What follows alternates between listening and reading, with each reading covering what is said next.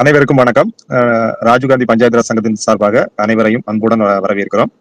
இன்றைய தினம் உள்ளாட்சி அமைப்புகள் ஒரு அறிமுகம் என்கிற தலைப்புல இன்னைக்கு விவாதிக்க இருக்கிறோம். உள்ளாட்சி அமைப்புகள்னா நம்ம சிற்றூராட்சி, ஊராட்சி ஒன்றியம், மாவட்ட பஞ்சாயத்து இந்த 3 அடுக்கு, அதாவது சிற்றூராட்சியை மையப்படுத்திய 3 அடுக்குகளாக இருக்கக்கூடிய இந்த 3 அடுக்குகளையுமே நம்ம இன்னைக்கு விவாதிக்க இருக்கிறோம். இன்று சிறப்பு விருந்தினராக தன்னாட்சி அமைப்பினுடைய திரு நந்தகுமார் அவர்கள் இன்னைக்கு வருகை தந்திருக்கிறார்கள்.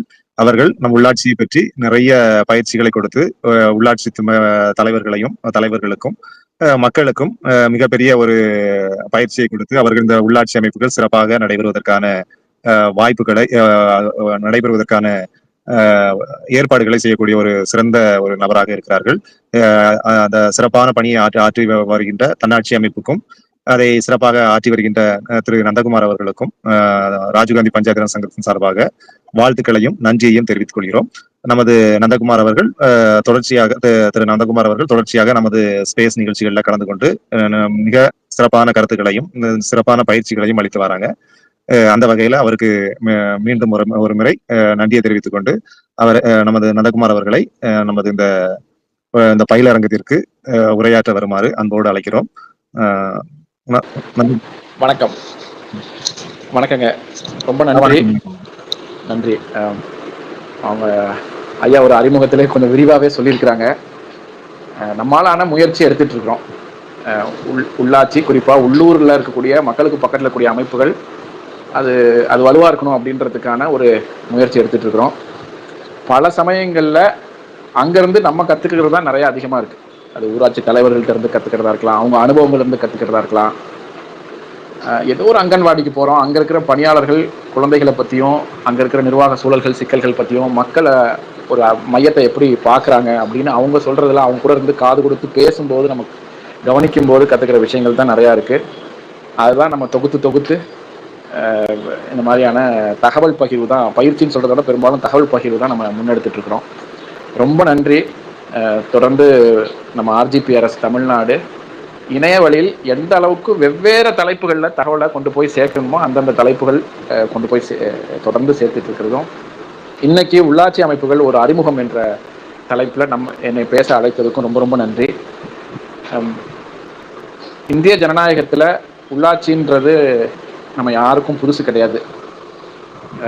நம்ம எல்லாருமே 5ஆம் வகுப்பு 6ஆம் வகுப்புலேயே படித்த ஒரு விஷயந்தான் குடவோலை முறை. அங்கே உள்ளூரில் ஒரு மக்களுக்கான ஒரு பிரதிநிதியை தேர்ந்தெடுக்கிற முறை என்பது சோழர்கள் நிர்வாக முறையில் இருந்திருக்குது அப்படின்றதும், இந்தியாவில் கிராமங்களுக்கான ஒரு நிர்வாக முறை என்பது காலங்காலமாக இருந்துட்டு தான் இருக்குது அப்படின்றதும் நம்ம எல்லாருக்கும் தெரிஞ்ச ஒரு விஷயந்தான். ஆனால் காலப்போக்கில் மாறுற பல விஷயங்களில் நிறைய விஷயங்களில் இந்த நிர்வாக முறையும் நிறைய மாறி இருக்கு. மேபி சினிமாவில் காட்டுவாங்களா இருக்கும், ஒரு ஜம்காலம், ஆலமரம், சொம்பு, ஒரு நாட்டாம தீர்ப்பு சொல்கிறது அப்படின்ற மாதிரியான விஷயங்கள் சினிமா பாணியில் அது இருக்குமா இருக்கும். ஆனால் ரொம்ப கூர்மையாக இன்றைய தேதிக்கு 2025 இந்திய அரசமைப்பு சட்டத்தின்படி நம்ம இருக்கக்கூடிய நம்ம நாட்டில் உள்ளாட்சி என்பது எந்த இடத்துல இருக்குது, அதோடைய பலம் என்ன, பலவீனம் என்ன, சவால் என்ன என்று நம்ம பார்த்தோம் அப்படின்னா ரொம்ப கூர்மையாக நம்ம கவனிக்க வேண்டிய ஒரு நிர்வாக முறையாக உள்ளாட்சிகள் இருக்குது அப்படின்றத நம்ம ரொம்ப சில சமயங்களில் ரொம்ப ஆச்சரியமாகவே இருக்கும். நிறைய பிரச்சனைகளை தீர்க்க வேண்டிய ஒரு விஷயங்களை உள்ளூர் அளவில் முடிக்க வேண்டிய, தீர்வு காண வேண்டிய விஷயங்கள் அவ்வளோ இருக்குது. ஆனால் அது ஏன் தீர்க்கப்படாமல் இருக்குது அப்படின்றதெல்லாம் நம்ம ஆழமாக பார்க்கும்போது தெரிய வருது. இந்தியாவில் இன்றைய தேதிக்கு உள்ளாட்சி என்பது என்ன நிலைமையில் இருக்குது, அது எப்படி கட்டமைப்பு இருக்குது அப்படின்றது நம்ம புரிகிறதுக்கான ஒரு சின்ன முயற்சி, ஒரு துவக்க முயற்சி. தலைப்பிலே சொல்லியிருக்கிற மாதிரி ஒரு அறிமுக முயற்சியாக தான் இன்னைக்கு நம்ம இந்த உள்ளாட்சிகளுக்கான உரையாடல் இருக்குது. எப்பயுமே நம்மாழ்வார் ஐயா ஒன்று சொல்லுவார், வேளாண் விஞ்ஞானி நம்மாழ்வார் அவர் பயிற்சியை துவங்கக்கு முன்னாடியே கேட்பார், ஏன் இந்த பயிற்சி முக்கியம்னு நினைக்கிறீங்க, இல்லை ஏன் வேண்டும், இந்த பயிற்சி ஏன் வேண்டும்னு நினைக்கிறீங்க அப்படின்ற ஒரு கேள்வியை சொல்லிட்டு தான் நம்மாழ்வார் ஐயா அந்த பயிற்சியை துவங்குவாங்க. அந்த கேள்வியை கேட்டு அவரே சொல்லிக்குவார், நீங்கள் பயிற்சிக்கு வந்திருக்கும் போது ஏன்ற கேள்விக்கு உங்களுக்கு பதில் கிடைச்சிருச்சு. அதாவது நம்ம எல்லாருமே பேசி, ஆழ்வார் பேசுகிறாருன்றது மட்டும் இல்லை, பயிற்சியில் இருக்கிற எல்லாரோடும் பேசி ஒரு கலந்துரையாடல் நடத்தி ஏன் இயற்கை வழி வேளாண்மை வேண்டுன்ற ஒரு கேள்விக்கு பதில் கிடைச்சிருச்சுன்னா இந்த பயிற்சியில் எப்படி அப்படின்றது நீங்களே கூட செயல்பாட்டில் இறங்கிடுவீங்க அப்போ உங்களுக்கு சந்தேகங்கள் இருந்தால் பேசிடுங்க, கேட்டுருங்க. கிரே ஏரியா, அதாவது தெரிஞ்சும் தெரியாமலும் புரிஞ்சும் புரியாமலும் இருக்கிற விஷயங்கள் வேண்டாம், நீங்கள் கேட்டுருங்க அப்படின்னு சொல்லிட்டு தான் அந்த பயிற்சி ஆரம்பிப்பார். மேபி நமக்கு நாமே இன்னைக்கு நம்ம கேட்டுக்க வேண்டியது, ஏன் வேண்டும் உள்ளாட்சி அமைப்புகள், அதை எப்படி செயல்படுத்துறது, அது எப்படி இருந்தால் நல்லா இருக்கும் அப்படின்றதெல்லாம் நமக்கே ஏன்றது ரொம்ப உறுதியாக தெரிஞ்சிருச்சு அப்படின்னா செயல்படுத்திடுவோமா இருக்கும். அப்போ ஏன்ற கேள்விக்கு நம்ம பார்த்த வரைக்கும் நிறைய பதில்கள் இருக்கு. இப்போ நம்மாழ்வாரையே சொல்லுவார், ஏன் இயற்கை வழி வேளாண்மை வேணும்னா, ஒரு மண்ணு உயிர்ப்போடு இருக்கிறது, கால்நடைகளை சார்ந்த இருக்கிறது, தற்சார்புக்காக இருக்கிறது, நம்மளோட விதைகளை நம்ம பாதுகாக்கிறது, இப்படி பல காரணங்களுக்காக இயற்கை வழி வேளாண்மை வேணும். அது வெறும்னா யூரியாவுக்கு பதிலாக சாணம் என்பது இயற்கை வழி வேளாண்மை கிடையாது. அது ரொம்ப வைடரா விரிவாக பார்க்கணும் அப்படின்னு சொல்லுவார். மேபி நம்ம இன்னைக்கு உடனடியாக துவக்கும் போது ஏன் உள்ளாட்சி அமைப்புகள் வேணும் அப்படின்றதுக்கான நிறைய காரணங்கள் சொல்ல முடியும். ஆனால் துவக்கத்தில் ஒரு ரொம்ப குறிப்பாக நம்ம பார்க்கறது, இன்க்ளூசிவான ஒரு நிர்வாகம் என்பது உள்ளாட்சிகள் மூலியமாக சாத்தியப்படுது. பாசிபிலிட்டி இருக்கு, கண்ணுக்கு முன்னாடி நமக்கு தெரியுது. இன்க்ளூசிவ்னா, இப்ப முதல்வர் அவர்கள் சமீபத்தில் சட்டமன்றத்தில் பேசும்போது ஒரு சட்ட திருத்தம் உள்ளாட்சி சட்டத்தில் கொண்டு இருக்கிறாங்க, நீங்க எல்லாரும் பார்த்திருப்பீங்க.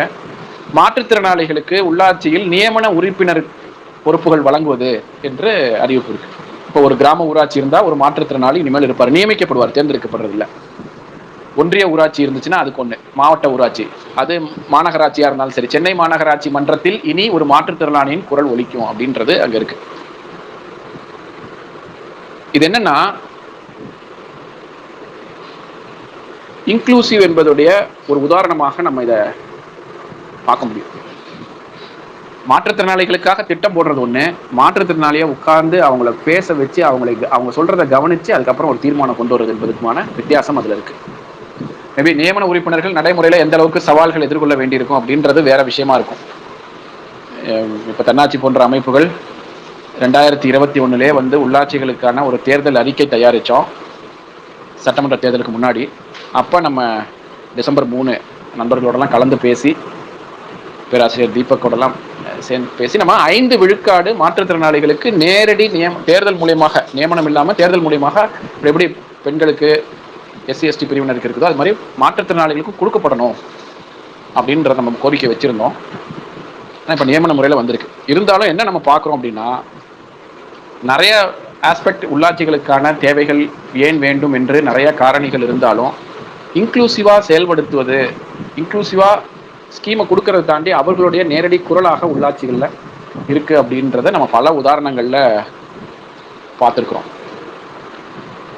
தமிழில் சொல்லணும்னா, கடைசி மனிதனுக்கான நிர்வாகம் உள்ளாட்சிகள் மூலியமாக சாத்தியப்படுது. அது வெறுமனா அவர் வாக்காளர் கிடையாது, அவர் நேரடியாக பங்கெடுப்பதன் மூலியமாக அது சாத்தியப்படுது அப்படின்றது நம்ம உள்ளாட்சிக்கான தேவை என்பதில் ஒரு முக்கியமான விஷயமா பார்க்குறோம்.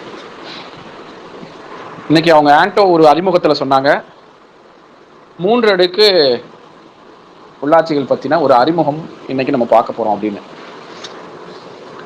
மேபி நம்ம இது PPT ப்ரெசன்டேஷனாவோ இல்லை நேரடி சந்திப்பாக இருந்தால் நான் உங்களுக்கு வரைஞ்சு காட்டிடலாம். இருந்தாலும் நம்ம இப்போ கற்பனை பயன்படுத்தியோ எப்படியோ நம்ம இந்த ஸ்ட்ரக்சரை புரிஞ்சுக்கிறதுக்கு நம்ம முயற்சி பண்ணலாம். உள்ளாட்சிகள் என்பது 2 விதமாக இருக்கு. ஒன்று ரூரல், கிராமப்பகுதிகளுக்கான உள்ளாட்சி, இன்னொன்று நகர்ப்புறங்களுக்கான உள்ளாட்சி. நகர்ப்புறம்னு வந்துட்டோம் அப்படின்னா 3 ஊராட்சிகள் இருக்கு, தனித்தனி நிர்வாகம். அது 3 உள்ளாட்சிகள் இருக்கு. மாநகராட்சி உங்களுக்கு தெரியும், அது ஒரு தனியான மாநகராட்சி நிர்வாகம், ஒவ்வொரு மாநகராட்சியும் தனித்தனி நிர்வாகம். நகராட்சிகள் உண்டு, பேரூராட்சி, டவுன் பஞ்சாயத்து, அது சில மாநிலங்கள்ல இருக்கு, சில மாநிலங்கள்ல இல்லை. அப்போ மாநகராட்சி ஒரு நிர்வாக முறை, நகராட்சி ஒரு நிர்வாக முறை, பேரூராட்சி ஒரு நிர்வாக முறை. இப்போ சமீப காலமாக மாநகராட்சியின் எண்ணிக்கை அதிகமாகிக்கிட்டே போகிறதும், நகராட்சிகள் பேரூராட்சிகளோட எண்ணிக்கைகள் தமிழ்நாட்டில் அதிகமாகிட்டு போகுது. அது ஒரு பக்கம் இருந்தாலும், நிர்வாக முறைன்னு பார்க்கும்போது அவங்க மாநகராட்சி நிர்வாகத்துக்கும் நகராட்சி நிர்வாகத்துக்கும் தொடர்பு இருக்குமா அப்படின்னா கிடையாது. இல்லை ஒரு மாநகராட்சி நிர்வாகத்துக்கும் இன்னொரு மாநகராட்சி நிர்வாகத்துக்கும் தொடர்பு இருக்குமானா கிடையாது. தனித்தனி அலகுகள், செப்பரேட் யூனிட்ஸாக தான் அவங்க இண்டிபெண்ட்டாக செயல்படுறாங்க அந்த நகர்ப்புற உள்ளாட்சிகளில். ஆனால் கிராமப்புற ஊராட்சி நிர்வாகம் அப்படி இல்லை. ஊராட்சி நிர்வாகம் அப்படி இல்லை. ஊராட்சி என்பது 3 அடுக்குகளாக பிரிக்கப்பட்டிருக்குது, கட்டமைக்கப்பட்டிருக்குன்னு சொல்லலாம். பிரிக்கப்பட்டிருக்குன்னு சொல்றத விட 3 அடுக்குகளாக கட்டமைக்கப்பட்டிருக்கு. நம்ம எல்லாரும் புரிஞ்சுக்கிட்ட கிராம ஊராட்சி ஒன்று, ஊராட்சி ஒன்றியம், மாவட்ட ஊராட்சி. இப்போ எப்படி இதை புரிஞ்சுக்கிறது அப்படின்னா, ஒரு பெரிய வட்டம் இருக்குன்னு வச்சுக்கோங்களேன். ஒரு ஏரியா பிரிச்சிடறோம், ஒரு வட்டத்தை பிரிச்சிடறோம். அந்த வட்டம் தான் மாவட்டம். இப்போ திருச்சிராப்பள்ளி மாவட்டம், திருநெல்வேலி மாவட்டம் இருந்துச்சுன்னா 3 அடுக்கு ஊராட்சிகளின் எல்லை என்பது மாவட்டமாக இருக்குது. அந்த 3 அடுக்குல அந்த மாவட்டத்துக்குள்ள இருக்கக்கூடிய கிராம ஊராட்சிகள் எல்லாத்தையும் இந்த 3 அடுக்குகளுக்குள்ள தான் வரும். கிராம ஊராட்சி 2-3 ஊராட்சிக்கான பொதுவான நிர்வாகங்களை சமாளிப்பதற்காக, 2க்கும் மேற்பட்ட 4-5 ஊராட்சிகள் பொதுவான ஒரு பாதை, ஏரி, இது போன்ற பொதுவான ஊராட்சிகளுக்கான பணிகளை செய்வதற்காக ஒரு குரூப் பண்ணி தொகுத்து வச்சிருக்கிறது தான் யூனியனாக இருக்கு. அந்த மாதிரி தொகுக்கப்பட்ட யூனியன்லாம் சேர்ந்தது தான் டிஸ்ட்ரிக்ட் பஞ்சாயத்தா இருக்கு. ரொம்ப சிம்பிளா புரிஞ்சுக்கணும் அப்படின்னா, கிராம பஞ்சாயத்தை ஒண்டி ரொம்ப ஸ்ட்ராங்கா நம்ம நினைவில் வச்சுக்கலாம். யூனியனு டிஸ்ட்ரிக்ட் என்பது நிர்வாக முறைக்கு தேர்ந்தெடுக்கப்பட்ட பிரதிநிதிகள் மூலியமாக இந்த பஞ்சாயத்தை நிர்வாகம் பண்ணுவதற்காக கூடுதலாக இருக்கக்கூடிய கட்டமைப்புகள் தான் யூனியனும் டிஸ்ட்ரிக்டா இருக்குதே ஒழிய, அடிப்படை யூனிட் என்பது இந்த 3 அடுக்குல வில்லேஜ் பஞ்சாயத்தா தான் இருக்கு. நம்ம பயிற்சியில நண்பர்கள்ட்ட ஒரு கேள்வி கேட்போம். இந்த 3 அடுக்கு பத்தியான ஒரு உரையாடல் வரும்போது ஒரு கேள்வி கேட்போம்.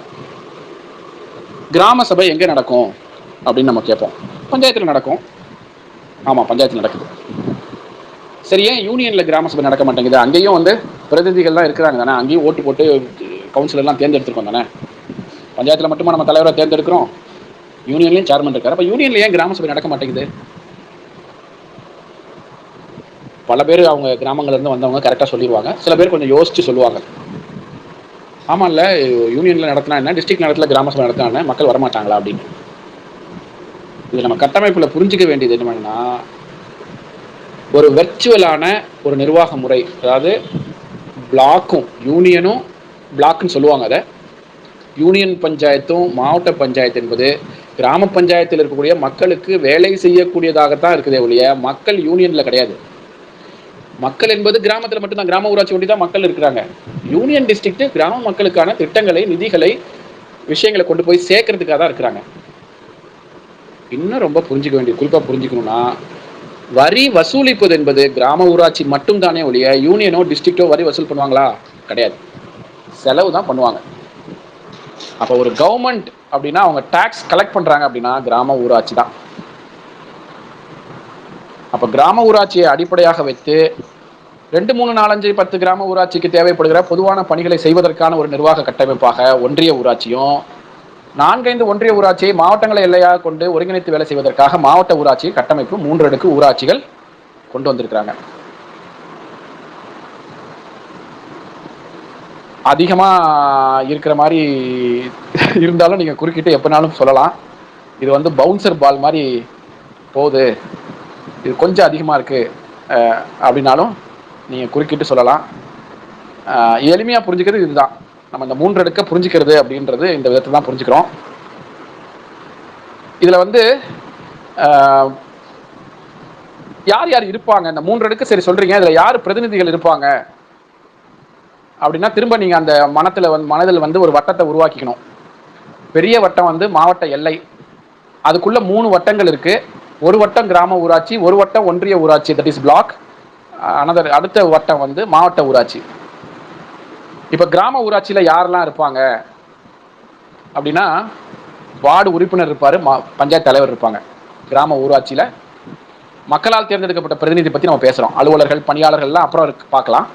பட் மக்களால் தேர்ந்தெடுக்கப்பட்ட பிரதிநிதி என்பவர்கள் கிராம ஊராட்சியில 2 பேர் இருப்பாங்க. வார்டு உறுப்பினர் இருப்பாங்க, பஞ்சாயத்து தலைவர் இருப்பாங்க. சில மாநிலங்கள்ல, இப்ப கேரளா போன்ற மாநிலங்கள்ல பஞ்சாயத்து தலைவர்லாம் மக்களால் நேரடியாக தேர்ந்தெடுக்கப்படுவதில்லை.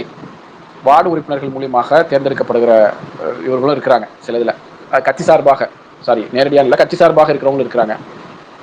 ஆனா பஞ்சாயத்து தலைவர் என்பவர் மக்களால் தேர்ந்தெடுக்கப்படக்கூடியவராக இருக்கிறாரு. யூனியன் எடுத்துக்கிட்டீங்கன்னா, யூனியன் கவுன்சிலர் வந்து மக்களால் தேர்ந்தெடுக்கப்படக்கூடியவராக இருக்கிறாரு. யூனியன் சேர்மன் வந்து இப்போ எம்எல்ஏக்கள்லாம் சிஎம் தேர்ந்தெடுக்கிற மாதிரி யூனியன் சேர்மனை யூனியன் கவுன்சிலர்லாம் தேர்ந்தெடுக்கிறாங்க. அதே மாதிரி தான் மாவட்டம், 3வது வட்டம்னு பார்த்தீங்கன்னா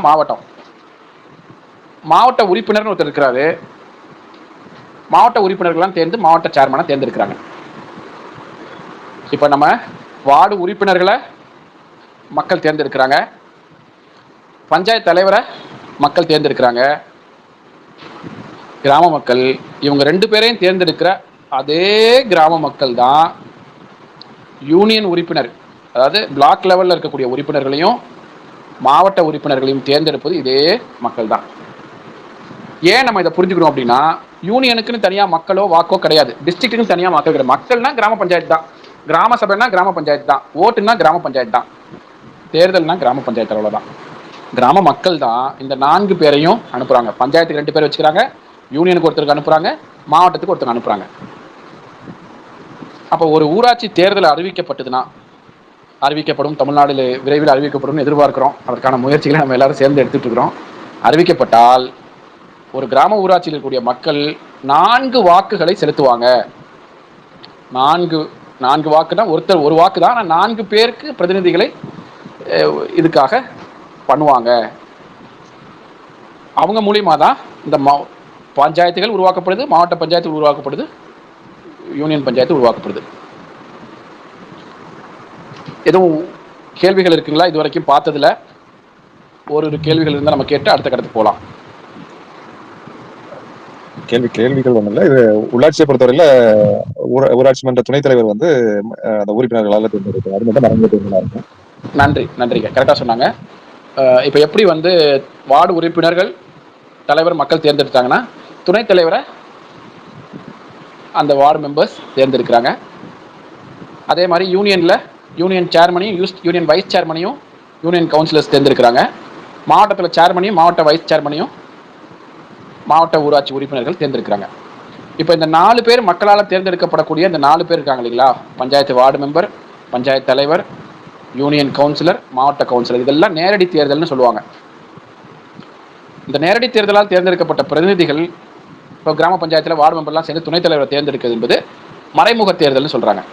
அப்போ யூனியன் சேர்மன், வைஸ் சேர்மனை வந்து யூனியன் கவுன்சிலர்ஸ் எல்லாம் தேர்ந்தெடுக்கிற தேர்தல் முறை வந்து மறைமுக தேர்தல். அப்போ நேரடி தேர்தலில் 4 பேரும், மறைமுக தேர்தலில் மற்றவர்களும் தேர்ந்தெடுக்கப்படுறாங்க.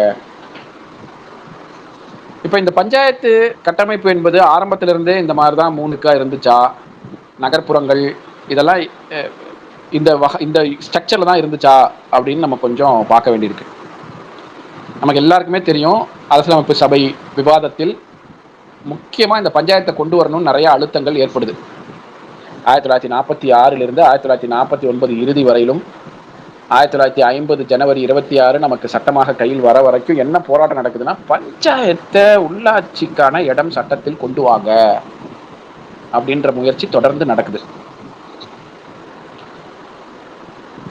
ஆனால் சட்டத்தில் வந்துச்சா, கான்ஸ்டியூஷன் அரசியலமைப்பு சட்டத்தில் வந்துச்சா அப்படின்னா பஞ்சாயத்து வரலை. டைரக்டிவ் பிரின்சிபல், அதாவது வழிகாட்டு நெறிமுறையில் தான் வருதே ஒழிய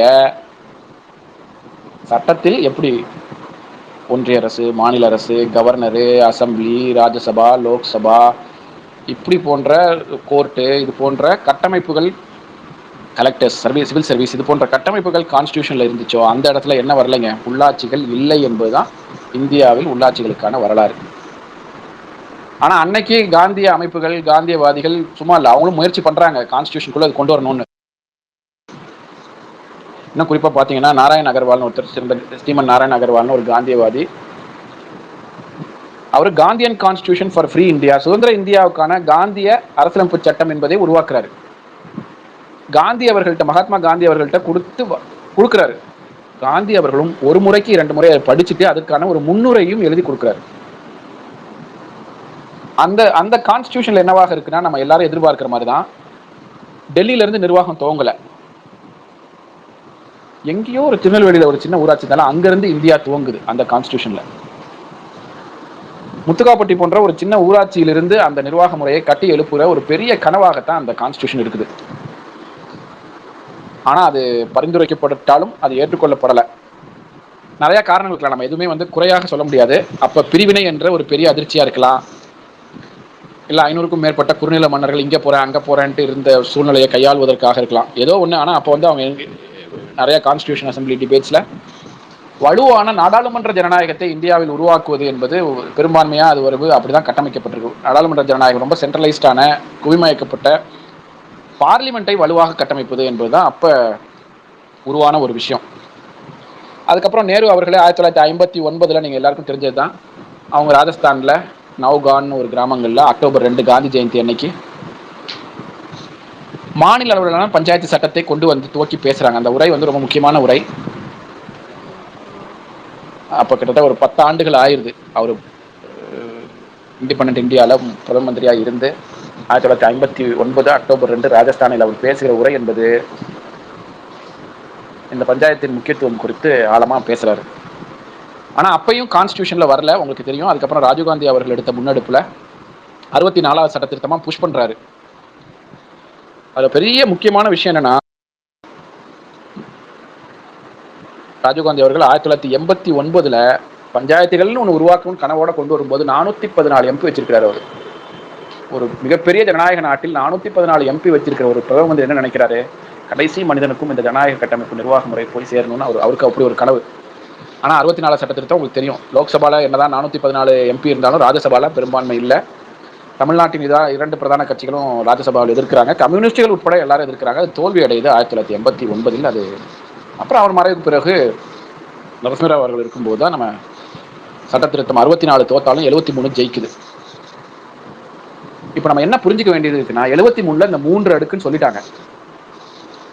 அது மட்டும் சொல்லலை, கிராம சபைன்னு ஒன்று இருக்குன்னு முதல் வந்தது இந்த சட்ட திருத்தத்துக்கு பிறகுதான்.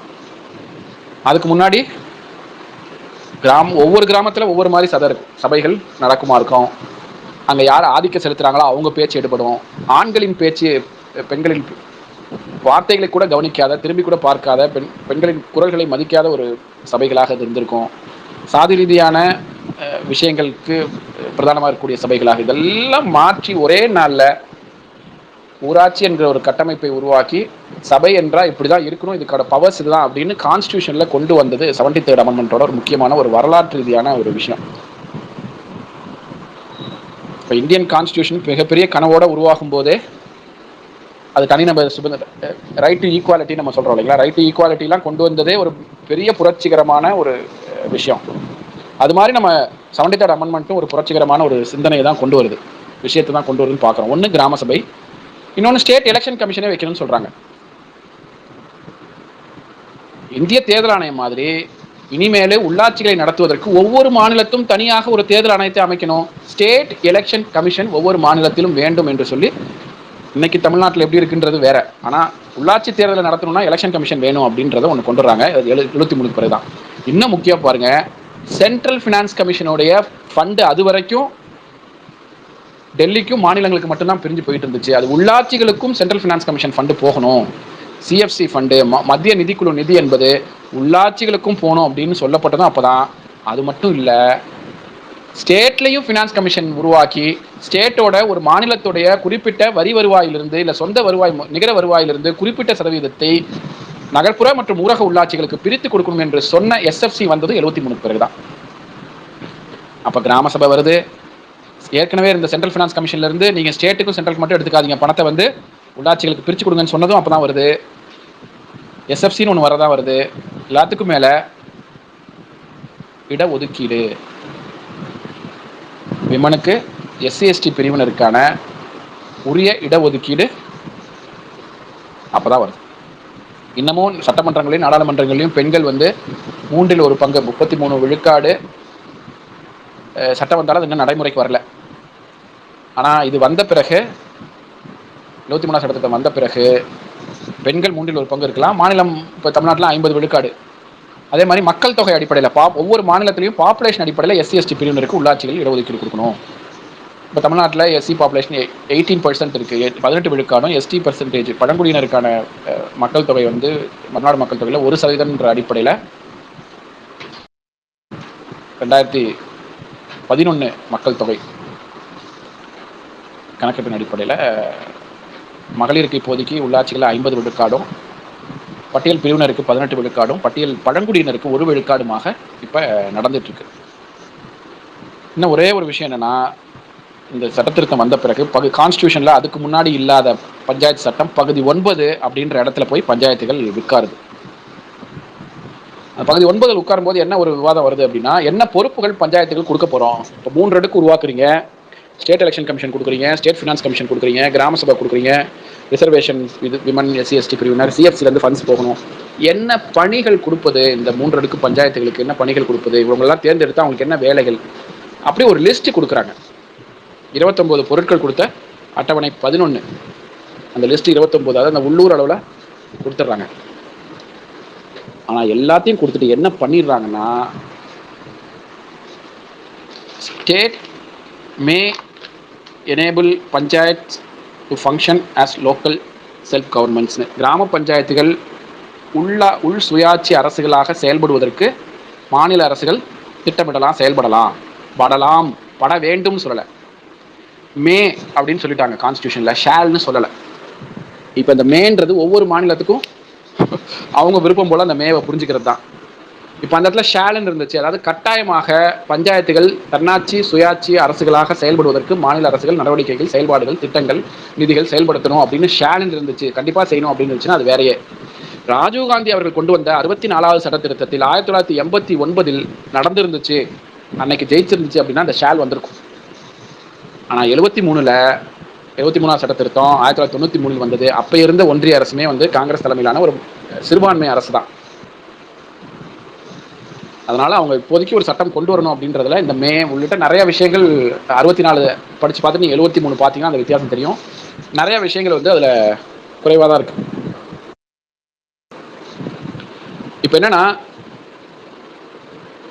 இருக்கிற சட்டங்களை வாய்ப்பை பயன்படுத்தி கொண்டு இந்த கட்டமைப்பை சிறப்பாக செயல்படுத்துகிற நிறைய ஊராட்சிகள் நம்ம பார்க்க முடியுது.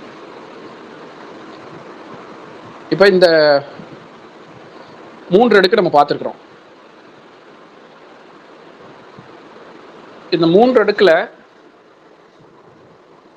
நம்ம சொன்ன ஃபினான்ஸ் கமிஷன், 29 சப்ஜெக்ட்ஸு, இதெல்லாம் எங்கே பொருத்தி பார்க்குறது அப்படின்றதையும் நம்ம புரிஞ்சுக்கலாம். இப்போ கிராம ஊராட்சி நம்ம முதல்ல பார்க்கும்போது, கிராம ஊராட்சி தலைவர் இருப்பாங்க. இந்த கட்டமைப்பை புரிஞ்சுக்கிறதுக்கு கிராம ஊராட்சியுடைய கட்டமைப்பை ஒவ்வொரு 3 அடுக்குலையும் ஒவ்வொரு நிர்வாக முறையும் 3 கட்டமைப்பை புரிஞ்சுக்கிறதுக்கு நம்ம பார்த்தோம் அப்படின்னா, கிராம ஊராட்சியில் தலைவர், துணைத் தலைவர் இவங்களாம் இருக்கிறாங்க. பணியாளர் இருப்பாங்க, பஞ்சாயத்துடைய பணியாளர்கள். கிராம சபை இருக்கும். ஆனால் இதில் யாருடைய பங்களிப்பு என்னவாக இருக்கும், யார் எடுக்கிற முடிவு உறுதியானதாக இருக்கும், யாரை கேட்டு யார் வேலை செய்வாங்க, யார் தீர்மானம் இறுதியாக கொண்டு வருவாங்க போன்ற விஷயங்களை நம்ம புரிஞ்சுக்கிறது, நிர்வாக கட்டமைப்பு ஆழமாக புரிஞ்சுக்கிறதுக்கு உதவியாக இருக்கும். இப்போ உதாரணத்துக்கு, இந்த குறிப்பிட்ட நபருக்கு இந்த வீடை ஒதுக்கி கொடுக்கலாம் அப்படின்னு தலைவர், துணைத் தலைவர் எல்லாம் சேர்ந்து அவங்களுக்கான ஒரு கூட்டம், மன்ற கூட்டம்னு சொல்கிற கூட்டத்தில் இந்த குறிப்பிட்ட பெரியசாமி அவர்களுக்கு இந்த வீட்டை ஒதுக்கலாம் அப்படின்னு முடிவு பண்ணுறாங்கன்னு வைங்களேன். அடுத்தது பெரியசாமிக்கு இந்த வீடு, அரசு கொடுக்குற வீடை ஒதுக்கி கொடுக்கலாம் அப்படின்ற விஷயத்தை ஒப்புதல் வாங்குவதற்கு அது அவங்களோட முடிக்க முடியாது, அதை கொண்டு கிராம சபையில் வைக்கணும். ஒருவேளை கிராம சபையில் இருக்கிற யாராவது ஒருத்தர் பார்த்துட்டு, இல்லை அவர் பெரியசாமி அவருன்னு, எந்த பெரியசாமி, நிறையா பெரியசாமி இருக்கிறாங்களா, இந்த பெரியசாமியா, இந்த முகவரியில் இருக்கிற இந்த பெரியசாமி அவருக்கு ஏற்கனவே வீடு இருக்குது, சட்டப்படி அரசு வீடு வாங்கணும் அப்படின்னா ஏற்கனவே வீடு இருக்கக்கூடாது அப்படின்னு சொல்லி விவாதித்து கிராம சபை பெரியசாமி அவர்களுக்கு வீடு கொடுக்கக்கூடாது, ஊராட்சி மன்றம் முடிவெடுத்த விஷயத்தை செய்யக்கூடாதுன்னு தீர்மானம் நிறைவேற்ற முடியுமா? கிராம சபைக்கு அந்த அதிகாரம் இருக்கா அப்படின்னா பண்ண முடியும். கிராம சபை தீர்மானத்தை ஊராட்சி மன்றம் மாற்ற முடியுமானா முடியாது. ஆனால் ஊராட்சி மன்ற தீர்மானத்தை கிராம சபை ஒப்புதல் நிராகரிக்க முடியுமானா முடியும். பல சமயங்களில் கிராம சபை கூட்டம் என்பது நோட்டை நீட்டினா மக்கள் கையெழுத்து போடுறதும், வந்த உடனே கொஞ்ச நேரம் பேசிட்டு டீ மிக்சர் சாப்பிட்டு கிளம்புற இடமாகவும் இருக்கிற மாதிரி தெரிஞ்சால் கூட,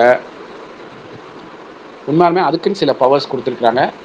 அதுக்குன்னு சில வரைமுறைகள் இருக்குது. மகாராஷ்டிராவை பொறுத்த மட்டும் மகாராஷ்டிரா பஞ்சாயத்து ராஜ் சட்டத்தின்படி இந்த ஊரில் மதுக்கடை இருக்கணுமா வேணாமா அப்படின்னு இறுதி முடிவெடுப்பது கிராம சபையாக தான் இருக்குது. அந்த குறிப்பிட்ட கிராம சபையில் எவ்வளோ சதவீதம் பெண்கள் இருக்கணும், வருஷத்துக்கு ஒரு தடவை தான் அந்த மாதிரி கிராம சபை நடத்த முடியும், மதுக்கடை சம்பந்தமான தீர்மானம் கொண்டு வர முடியுன்ற விஷயங்கள்லாம் இருக்குது மகாராஷ்டிரா பஞ்சாயத்து ராஜ் சட்டத்தில். ஆனால் கிராம சபைக்கு அந்த பவரை கொடுத்து வச்சிருக்காங்க. அப்போ அந்த ஊராட்சி நிர்வாகம் கட்டமைப்பு அப்படின்னு பார்த்தீங்கன்னா கிராம சபையோடைய ரோல் வந்து ரொம்ப முக்கியமாக இருக்குது. அதை விஷயம் தெரிஞ்சு அதை பயன்படுத்தி செயல்படுத்துகிற சூழல் இருக்கும்போது அது ரொம்ப பயனுள்ளதாக இருக்குது. இப்போ தமிழ்நாடு கவர்மெண்ட் கிராம சபைக்குன்னு ஒரு ஆப் கொண்டு வந்துருக்குறாங்க. வேக வேகமாக கிராம சபை ஆரம்பித்தோன்னா அதில் ஃபோட்டோ போட்டு போடுறதும், அவங்க நினச்ச நேரத்தில் சீக்கிரமாக வந்து 12 மணிக்கெலாம் கிராம சபை முடிக்கணும், 12:30க்கெலாம் முடிக்கணும்னா முடிச்சோன்னா சீக்கிரமாக போட்டு கொடுங்கன்னு சொல்கிறதுமான விஷயங்கள், அது செயற்கையான இயந்திரத்தனமான சில விஷயங்கள் நடக்குது அந்த ஆப்பில். ஆனால் ஒரு ஆர்வம் உள்ள ஒரு மாநில அரசு இருந்துச்சு அப்படின்னா கிராம சபையில் பேசுகிற விஷயங்கள், தீர்மானங்கள் எல்லாமே வேற ஒரு இடத்துக்கு அதை கொண்டு போக முடியும் சபையை. ஆனால் இப்போ இருக்குது. ஊராட்சி மன்றத்துக்கும் ஒரு ரோல் இருக்குது. தலைவர், துணைத் தலைவர், வார்டு உறுப்பினர் இவர்களுக்கான பங்களிப்பும் நிச்சயமாக இருக்குது. இப்போ நம்ம பார்த்தோம் இல்லைங்களா, ஒரு நியமன உறுப்பினராக மாற்றுத்திறனாளி வராருன்னா அவர் சொல்கிற விஷயங்கள் மன்றத்தில் எடுபடுவதற்கு, மாற்றுத்திறனாளிகள் ஊரில் இருக்கிற மாற்றுத்திறனாளிகளை பற்றி ஒரு விஷயம் பேசுவதற்கு, இல்லை மாற்றுத்திறனாளிகளுக்கான ஒரு சபையை கொண்டு கிராம சபையை நடத்துங்க அப்படின்னு சொல்வதற்கு ஒரு குரலாக அவர் இருக்க முடியும். அந்த விதத்தில் ஊராட்சி மன்றத்துக்கு ஒரு தலைவர், துணைத் தலைவர் எல்லாரும் சேர்ந்தது தான் அந்த ஊராட்சி மன்றம். தமிழ்நாட்டில் மாதம் ஒரு முறை கூடணும். அது ஒரு முக்கியமான விஷயமா இருக்குது. சட்டத்தில் நிறைய விஷயங்கள் இருக்குது. இப்போ உதாரணத்துக்கு ஒரு கம்பெனி இருக்குன்னு வச்சுக்கோங்களேன். பஞ்சாயத்தில் ஒரு கம்பெனி இருக்குது, கவர்மெண்ட் இல்லாத ஒரு ப்ரைவேட் கம்பெனி இருக்குன்னா அவங்க ரன்னிங் லைசன்ஸ் பஞ்சாயத்திட்ட வாங்கணும். அது ஒரு சட்டப்பிரிவு இருக்குது, ரன்னிங் லைசன்ஸ் வாங்கணும். இப்போ பஞ்சாயத்து கவுன்சில் வந்து ரொம்ப விழிப்புணர்வோடு இருந்துச்சு அப்படின்னா அந்த குறிப்பிட்ட நிறுவனத்துக்கு நம்ம ஓட்டும் உரிமம், ரன்னிங் லைசன்ஸ் கொடுக்கலாமா வேண்டாமா போன்ற பல விஷயங்களை அந்த கம்பெனிக்காக முடிவெடுக்கிறது கவுன்சில் மூலிமா பண்ண முடியும். இப்போ நீங்கள் பார்த்தீங்கன்னா கவுன்சில் வந்து உதாரணத்துக்கு ஒரு 9 பேர் இருக்கக்கூடிய கவுன்சிலாக இருக்குது அப்படின்னா நிச்சயமாக முதல்ல பார்த்தோம் இடஒதுக்கீடு என்னன்னு பார்த்தோம். பெண்கள் அதில் பாதி பேர் இருப்பாங்க, 4க்கும் மேலே 5 பேர் பெண்களாக இருப்பாங்க. அதில் குறிப்பிட்ட பட்டியல் பிரிவினர் இருப்பாங்க, பழங்குடியினர் மக்கள் தொகை இருந்தால் இருப்பாங்க. ஏன்னா பெரும்பாலும் பட்டியல் பிரிவினர் பெண்கள் அவங்க இருப்பாங்க. இனி வரும் காலங்களில் ஒரு நியமன உறுப்பினராக ஒரு மாற்றுத்திறனாளி வருவார். இப்படியாக கவுன்சில் வந்து இருக்குது. தலைவர்னு பார்த்தோம் அப்படின்னா தமிழ்நாடு பஞ்சாயத்து ராஜ் சட்டத்தில் தலைவருக்கு வந்து எக்ஸிக்யூட்டிவ் அத்தாரிட்டியாகவும் அவர் தான் இருக்கிறாரு. அதாவது தீர்மானம் கொண்டு வருவதற்கு முயற்சி எடுப்பது மட்டும் இல்லாமல் தீர்மானத்தை செயல்படுத்துகிற பொறுப்பும் பஞ்சாயத்தில் இருக்கக்கூடிய எல்லா பணியாளர்கள், நிர்வாக முடிவுகள் எல்லாத்துக்குமான அதாவது மக்கள் பிரதிநிதியும் அவர் தான், நிர்வாக தலைவரும் அவர் தான், செயல் அலுவலரும் அவர் தான், தலைவரும் அவர் தான். இப்போ சீஃப் செக்ரட்டரி சிஎம் இருக்காங்க இல்லைங்களா, சீஃப் செக்ரட்டரி அவர் தான், சீஃப் மினிஸ்டரும் அவர் தான். அப்படின்ற மாதிரி பஞ்சாயத்து தலைவரும் அவர் தான், எக்ஸிக்யூட்டிவ் அத்தாரிட்டி அவர் தான். எல்லா மாநிலங்களையும் அப்படி இல்லை, பட் தமிழ்நாட்டில் இந்த பொறுப்பை தலைவருக்கு கொடுத்து வச்சிருக்கிறாங்க. அப்போ அது ஒரு முக்கியமான பொறுப்பாக தான் இருக்குது. நிறையா முடிவுகள் எடுப்பதற்கும் செயல்படுத்துவதற்கும் அது பயனுள்ள தேவையானதாகவும் இருக்குது. அப்புறம் பணியாளர்கள், இப்போ பஞ்சாயத்தை பொறுத்த மட்டும் பணியாளர்கள் வந்து தூய்மை பணியாளர் இருக்கிறாங்க, மேல்நிலை நீர்த்தேக்க தொட்டி இயக்குபவர்கள் இருக்கிறாங்க, ஊராட்சி செயலர் இருக்கிறாங்க. இல்லை ஊராட்சி செயலர் ஒரு முக்கியமான பொறுப்பில் இருக்கிறாரு, மற்ற பணியாளர்களோட ஊராட்சி செயலர் இருக்கிறாங்க. பஞ்சாயத்தில் மக்கள்னு பார்த்தீங்கன்னா நிர்வாகத்துக்குள்ளே வருவது இந்த கிராம சபை மூலியமாக வருவாங்க.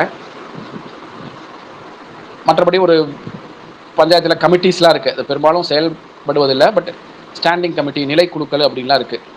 அந்த மாதிரியான விஷயங்கள் மூலியமாகவும் மக்கள் பிரதிநிதிகள் இல்லாத சாதாரண ஆட்கள் உள்ள வருவாங்க.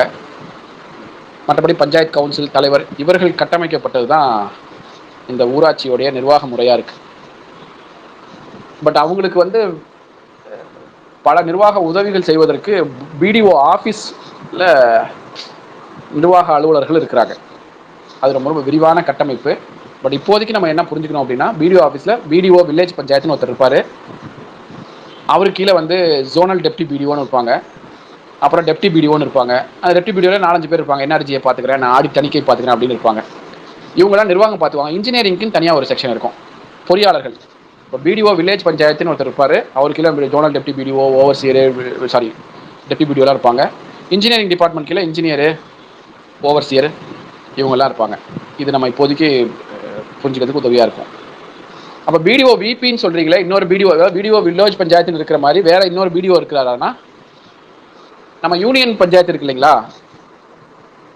யூனியன் பஞ்சாயத்து கட்டமைப்பு பார்க்கும்போது அங்கே ஒரு பிடிஓ இருப்பார், நம்ம அதை பார்த்துடலாம். அதுக்கு முன்னாடி இதுவரைக்கும் பார்த்த வரைக்கும் உங்களுக்கு எதுவும் கேள்விகள், இந்த ஊராட்சியில் பணியாளர்கள் கட்டமைப்பு இதை பற்றி பார்த்ததில் உங்களுக்கு எதுவும் கருத்துக்கள் இருந்தாலும் சொல்லுங்கள்.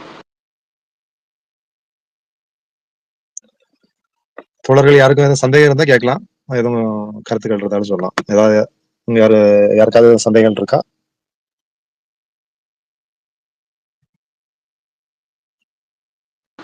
நான் ஒரு ப்ரெசன்டேஷன் கூட இருக்குங்க தோழர், நான் உங்களுக்கு முடிச்சோடனே கூட ஒரு அனுப்புகிறேன். அதை நீங்கள் நம்ம அந்த கட்டமைப்பை பற்றி புரிஞ்சுக்கிறதுக்கும் உதவியாக இருக்கும். திருநெல்வேலியிலிருந்து அந்த வணக்கம் சார். இந்த பஞ்சாயத்து வந்து எக்ஸிகியூட்டிவ் அத்தாரிட்டி பஞ்சாயத்து பிரசிடென்ட் இல்லை சார். யூனியன்ல வந்து சேர்மன் வந்துருவாரா இல்ல பிடிஓ வருவாரா? அந்த டிஸ்ட்ரிக்ட் பஞ்சாயத்துக்கு எப்படி? கரெக்டாக கேட்டீங்க. யூனியனுக்கு வந்து பிடிஓ, இப்போ நம்ம பிடிஓ வில்லேஜ் பஞ்சாயத்து தனியாக இருக்க மாதிரி அங்கே ஒரு பிடிஓ தான், அவர் கமிஷனர், அதாவது எக்ஸிக்யூட்டிவ் அத்தாரிட்டி அந்த பிடிஓ தான், சேர்மன் கிடையாது. அதே மாதிரி டிஸ்ட்ரிக்ட்டுக்கு ஒரு செக்ரட்டரி இருப்பார், டிஸ்ட்ரிக்ட் பஞ்சாயத்து செக்ரட்டரின்னு, அவர் தான் எக்ஸிக்யூட்டிவ் அத்தாரிட்டி, டிஸ்ட்ரிக்ட் சேர்மன் கிடையாது. கிராம பஞ்சாயத்தில் ஒண்டி தான் தலைவருக்கு அந்த பொறுப்பு கொடுத்துருக்காங்க. Okay sir, right, thank you. தேங்க்யூங்க.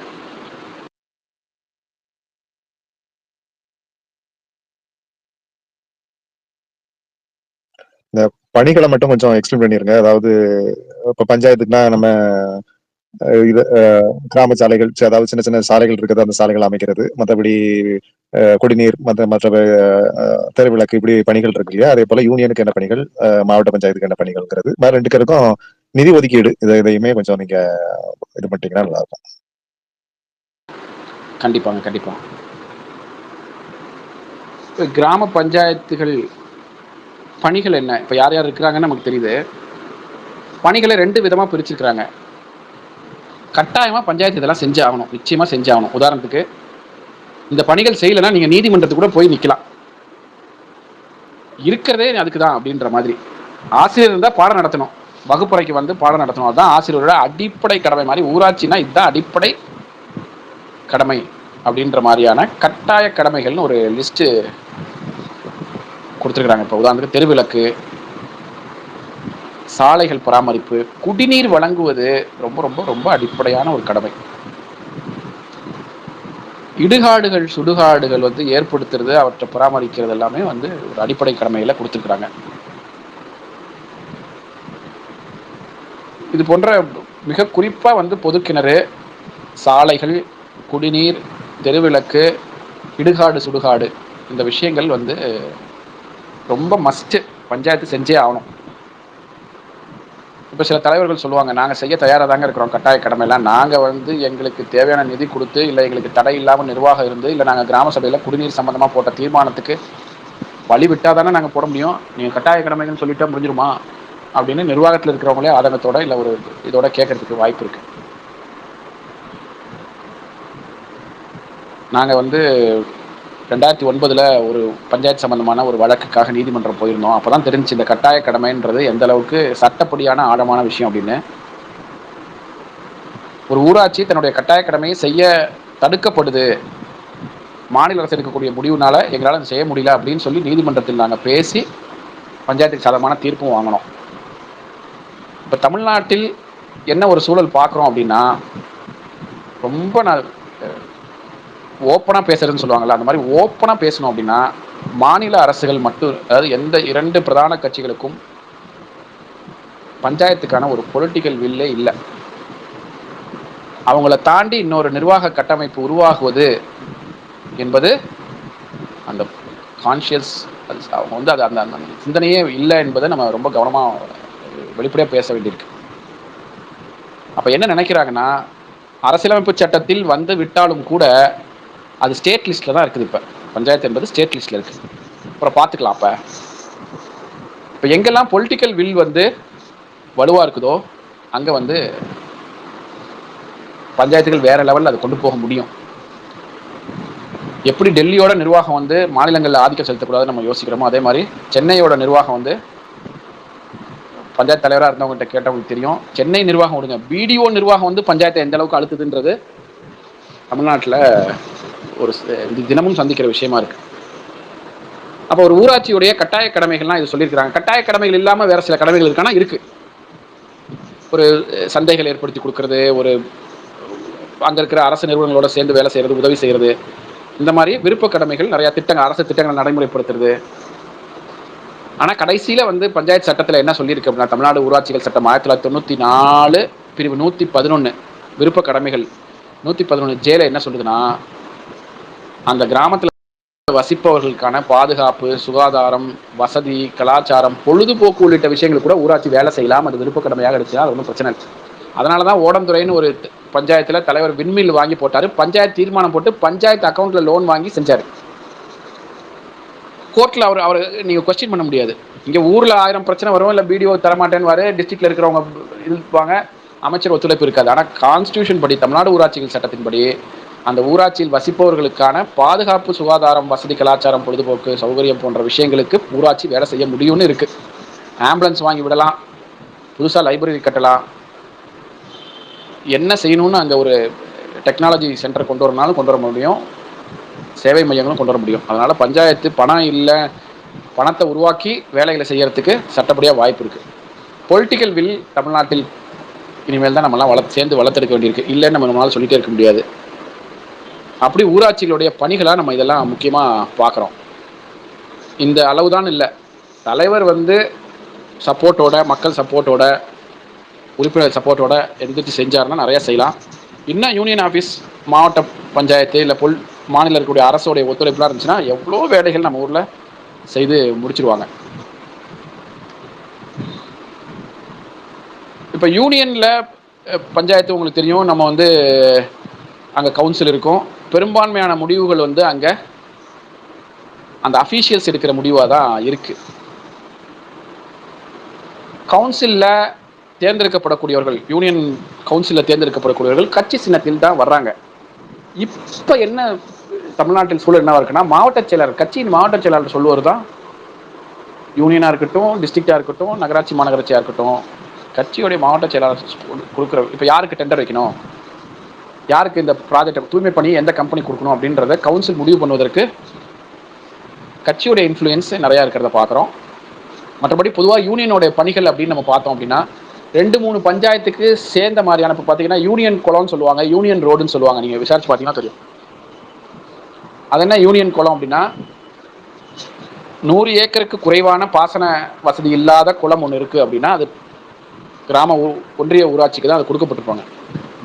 அவங்க தான் அந்த ஏலம் விடுறது, பராமரிக்கிறது, மரம் கரை நடுறது, பலப்படுத்துறது, மண்ணை வெளியில் எடுத்து போகாமல் பார்த்துக்கிறது, மீன்பாசி குத்தகை எல்லாம் வந்து யூனியன் பஞ்சாயத்தோட சொத்து. அது ஒப்படைக்கப்பட்ட சொத்து. எந்த சொத்துமே பஞ்சாயத்தோட சொந்த சொத்து கிடையாது, வருவாய்த்துறை ஒப்படைச்சிருக்குது. இந்த மாதிரி யூனியன் கிட்ட இருக்கிற ஒரு அசட். அந்த மாதிரி 2-3 ஊர் சம்மந்தப்பட்ட ஏரி குளங்கள் பராமரிப்பாக இருக்கட்டும், சாலைகளாக இருக்கட்டும், இல்லை அந்த கவுன்சிலருடைய நிதி மூலிமா அந்த பஞ்சாயத்துகளுக்கு திட்டம் கொண்டு வர்றது, இப்படி ஒருங்கிணைந்த பணிகளை செய்வது யூனியன் இருக்குது. அதே மாதிரி தான் டிஸ்ட்ரிக்டும். டிஸ்ட்ரிக்டில் இன்னொரு முக்கியமான விஷயங்கள் மேபி சட்டத்தில் இருக்குது, செயல்பாட்டில் இல்லாதது வந்து திட்டமிடுதல். இப்போ கான்ஸ்டியூஷனில் வந்து நமக்கு நேஷனல் லெவலில் பிளானிங் கமிஷன் ஒன்று இல்லை, அதனால் இப்போ வந்து நிதி ஆயோக்னு அது மாறிடுச்சு. ஸ்டேட் லெவல்லையும் பிளானிங் கமிஷன் வந்து கண்டிப்பாக இருக்கணுன்றது அவசியம் இல்லை, அது ஒரு பரிந்துரை குழுவாக கூட இருக்கலாம். ஆனால் டிஸ்ட்ரிக்ட் லெவலில் ஒரு பிளானிங் கமிட்டி வந்து கட்டாயமாக இருந்தே ஆகணும். ஏன்னா நம்ம சொன்ன மாதிரி 73rd அமெண்ட்மெண்ட்டில் இப்போ constitution part 9(9)A district level பஞ்சாயத்தில் ஒரு பிளானிங் கமிட்டி இருக்கணும். கிராம ஊராட்சி அளவில் செய்கிற திட்டங்களை, போடுற திட்டங்களை, வருஷத்துக்கு ஒரு முறை போடக்கூடிய பிளானை தொகுத்து பிளாக் லெவலில் தொகுக்கணும்.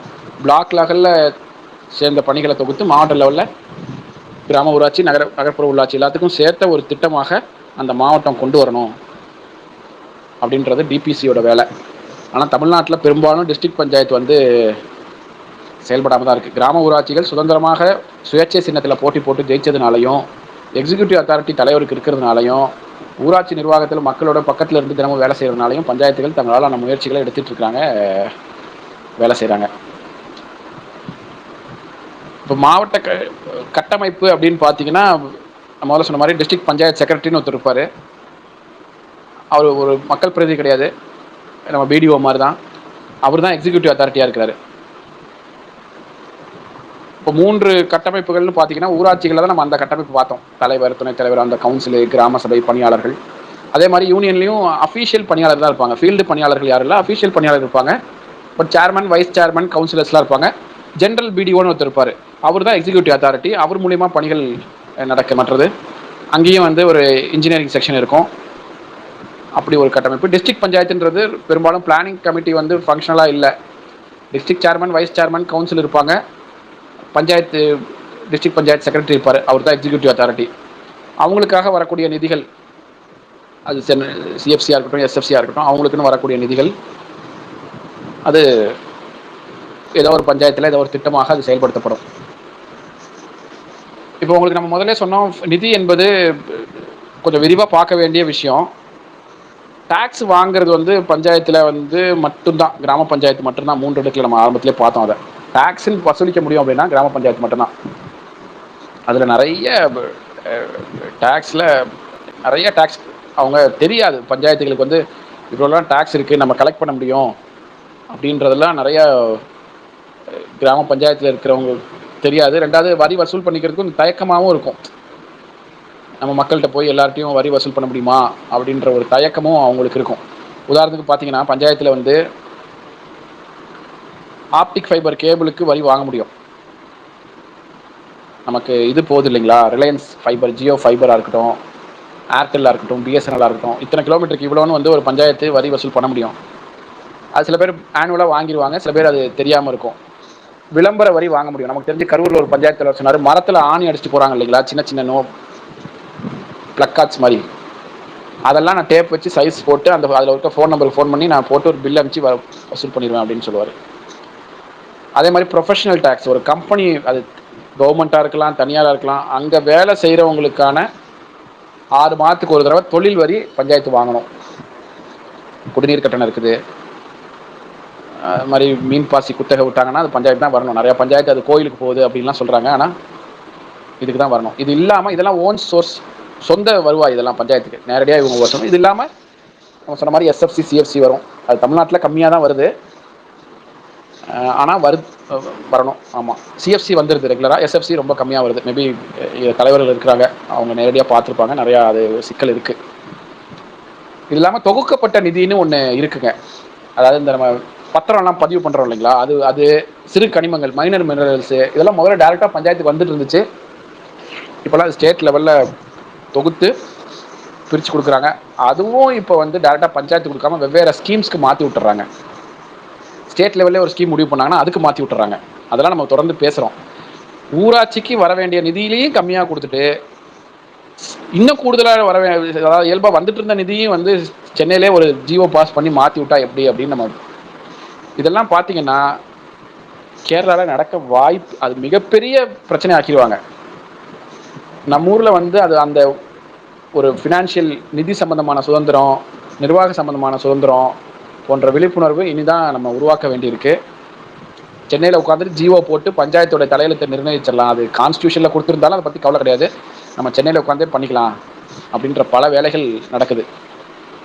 சமீபத்தில் கொண்டு வந்த சட்ட திருத்தம்னு பார்த்தீங்கன்னா, தமிழ்நாடு ஊராட்சிகளில் பஞ்சாயத்தில் வேலை செய்கிற பணியாளர் நம்ம பஞ்சாயத்து செக்ரட்டரின்னு பார்த்தோம். ஏன்னா சம்பளம் பஞ்சாயத்து தான் கொடுக்குது. ஆனால் அவர் மேலே ஒழுங்கு நடவடிக்கை எடுக்கக்கூடிய அதிகாரத்தை பிடிஓ கொண்டு போய் கொடுத்து ஒரு சட்ட திருத்தம் கொண்டு வந்தாங்க. இது வேற எந்த மாநிலத்தில் நடக்கும்னு தெரியல. பஞ்சாயத்து சம்பளம் வாங்குற, பஞ்சாயத்து அக்கௌண்ட்ல இருந்து மாதம் ஊதியம் எடுத்துக்கிற ஒரு பணியாளரை டிசிப்ளினரி ஆக்ஷன் எடுப்பதற்கு ஊராட்சினால முடியாது, கிராம சபையினால முடியாது, எங்கே இருக்கிற பிடிஓ தான் செய்ய முடியும். பஞ்சாயத்து தலைவர் வேணா இவர் இப்படி பண்றாரு அப்படின்னு குற்றச்சாட்டு மாதிரி வேணா ஒரு பிடிஓக்கு அனுப்பலாம். ஆனால் இறுதி டிசிப்ளினரி ஆக்ஷன் எடுப்பது பஞ்சாயத்து தலைவர் இல்லை கிராம சபை கிடையாது. இது சின்ன விஷயமா தெரியுதா, இல்லை நம்ம எப்படி இதை எடுத்துக்கிறோம்? அப்போ டெல்லி செய்யும் போது கோவப்படுற செயல்படுற நம்ம இந்த விஷயத்தை எப்படி புரிஞ்சுக்கணும்? சட்டமன்றத்தில் இயற்றப்பட்ட தீர்மானத்தின் மீது ஆளுநர் நடவடிக்கை எடுக்க மாட்டேங்கிறாரு, உச்சநீதிமன்றம் நம்ம போகிறோம், மிகச்சரியான விஷயம். அப்போ கிராம சபையில் நம்ம சொல்கிற அந்த கட்டாய கடமைகள் மீது நிறைவேற்றப்பட்ட தீர்மானத்தின் மீது பிடிஓவும் கலெக்டரும் அமர்ந்து கொண்டு காலம் கடத்தும் போது அது சரியாக இருக்குமா? அது எப்படி நம்ம பார்க்க வேண்டியிருக்கு. அப்போ தமிழ்நாட்டை பொறுத்த மட்டும் சட்டம் இருக்கு, பொலிட்டிக்கல் வில்லை உருவாக்க வேண்டியிருக்கு.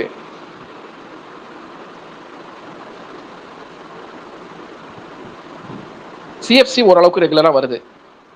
நிறைய பஞ்சாயத்துகள் சிஎஃப்சியை நம்பி தான் இருக்கிறாங்க. ஆனால் இப்போ இந்த 28 மாவட்டங்களில் தேர்தல் நடத்தாதனால அந்த சிஎஃப்சிக்கும் பிரச்சனையாக இருக்குது. இப்போ போன தடவை 2016 2019 கடைசி வரைக்கும் 28 மாவட்டங்களில் தேர்தல் நடக்காமல் இருந்துச்சுன்னு உங்களுக்கு தெரியும். அந்த சமயத்துலேயும் சிஎஃப்சி வரல. அப்புறம் அரியஸாக கொஞ்சம் அப்புறம் அமிச்சாங்க. அது மாதிரி நிதி சம்பந்தமான விஷயங்களில் ரொம்ப பலவீனமாகத்தான் இருக்குது. இன்றைக்கும் ஒரு பஞ்சாயத்து ஒரு வருஷத்தில் எனக்கு எவ்வளோ நிதி வரும், ஓன் சோர்ஸ் ரெவன்யூ கால்குலேட் பண்ணிடுவாங்க. கொஞ்சம் புத்திசாலித்தான தலைவர்கள் டீம் வச்சு, எனக்கு இந்த வருஷம் இத்தனை கம்பெனிலேருந்து ப்ரொஃபஷனல் டேக்ஸ் வரும், இவ்வளோ அட்வர்டைஸ்மெண்ட் டேக்ஸ் வரும், இவ்வளோ குடிநீர் கட்டணம் வரும், இவ்வளோ சொத்து வரி வரும்னு ஓன் சோர்ஸ் ரெவன்யூவை கால்குலேட் பண்ணிடுவாங்க. பட் எஸ்எஃப்சி அவங்களால கால்குலேட் பண்ணவே முடியாது. ஏன்னா மாநில அரசு அவ்வளோ வெளிப்படையாகவே இல்லை. ஏதோ ஒரு ஃபார்முலா மறைமுகமாக கால்குலேட் பண்ணி அப்படியே போடுறாங்க. சிஎஃப்சி தெரிஞ்சிடும். இப்போ கேரளா போன்ற மாநிலங்கள் என்ன பண்ணுவாங்கன்னா, எஸ்எஃப்சி மாநில பட்ஜெட் தாக்கல் பண்ணும்போது ஒரு இணைப்பாக போட்டுருவாங்க. இந்த நிதியாண்டு உள்ளாட்சிகளுக்கு இவ்வளோ நிதி போகுது, அது 3 அடுக்கில் இவ்வளோ போகும், நகர்ப்புற உள்ளாட்சிகளுக்கு போகும், 3 அடுக்கில் கிராம ஊராட்சிகளுக்கு இந்த ஊராட்சிக்கு இந்த நிதியாண்டு இவ்வளோ நிதி போகும்னு பட்ஜெட்டோட சேர்த்து ஒரு அலெக்சர் மாதிரி போட்டு கொடுத்துட்றாங்க. நீங்கள் பார்த்தீங்கன்னா ரொம்ப அழகாக இருக்கும் அது பார்க்கறது. அப்போ நான் ஏதோ ஒரு நாமக்கல்ல ஒரு ஊராட்சியில் இருக்கிறேன், கன்னியாகுமரியில் ஒரு ஊராட்சியில் இருக்கிறேன் அப்படின்னா, கேரளாவை பொறுத்த மட்டும் இடுக்கியில் ஏதோ ஒரு மூலையில் இருக்க ஒரு ஊராட்சி இந்த வருஷம் எங்களுக்கு இவ்வளோதான் நிதி, ஓன் சோர்ஸ் இவ்வளோ, எஸ்எஃப்சி இவ்வளோ, சிஎஃப்சி இவ்வளோ தான் வரும், இதுக்கு திட்டம் போட்டு வேலை செய்யுது அப்படின்னு அழகாக பிளான் ப்ரிப்பேர் பண்ணிடுவான். இல்லை, நம்ம ஊரில் அப்படி ப்ரிப்பேர் பண்ணுறதுக்கு வாய்ப்பு இல்லை. இதெல்லாம் தான் நம்ம யோசிக்கிறோம். ஒரு ஃபினான்ஷியல் டெவல்யூஷனில் முடிவெடுக்கிற விஷயங்களில் மாநில அரசு உள்ளாட்சிகளை எப்படி பார்க்குது, எப்படி பார்க்க வைக்கணும் நம்மெல்லாம் அப்படின்றது தான் நம்ம யோசிக்க வேண்டியதாக இருக்குது. இப்போ இது வரைக்கும் நம்ம பார்த்த வரைக்கும் இந்த கட்டமைப்பு, இந்த நிதி சம்பந்தமான விஷயங்களில் எதுவும் உங்களுக்கு கேள்விகள், கருத்துக்கள் இருந்தால் சொல்லுங்கள். இது இப்போ ஊராட்சிக்குள்ள இதுகள் சொல்லியிருக்கீங்க. அதாவது வரி வாய் நம்ம வீட்டு வரி பறிக்கிறோம், அதாவது நம்ம டீச்சர்ஸ் யாராவது இருந்தாங்கன்னா அவங்க கிட்ட தொழில் வரி நம்ம வாங்குவோம், இப்படி நிறைய இதுகள் இருக்குதுன்னு சொல்றீங்க. ஆனா யூனியனுக்கு, அதாவது மாதிரி 2வது மாநிலம் சார்ந்து மாநிலத்தின் அடிப்படையில இருந்து வரக்கூடிய அந்த வருவாய், 2வது மத்திய அரசுல இருந்து வரக்கூடிய வருவாய்ங்கிற மாதிரி நீங்க பிரிவுபடுத்தி சொல்லியிருக்கிறீங்க உள்ளாட்சியை பொறுத்தவரையில. அதாவது ஊராட்சி ஒன்றியத்திற்கு எப்படி ஃபண்டிங் வரும், அது எப்படி அதை ஒதுக்கீடு செய்யறாங்க, அதாவது ஒவ்வொரு ஊராட்சி ஒன்றியத்திற்கும் எப்படி பணம் ஒதுக்கீடு செய்யப்படுகிறது, அதே போல மாவட்ட பஞ்சாயத்துக்கும் எப்படி ஒதுக்கீடு செய்யப்படுகிறது, அவங்க என்னென்ன பணிகள் செய்ய முடியுங்கிறதையும் கொஞ்சம் டீட்டெயிலா சொல்லிட்டீங்கன்னா நல்லா இருக்கும். வேற யாருக்கும் கொஸ்டின்ஸ் இருந்துச்சுன்னா கேளுங்க. கண்டிப்பாங்க, கண்டிப்பா.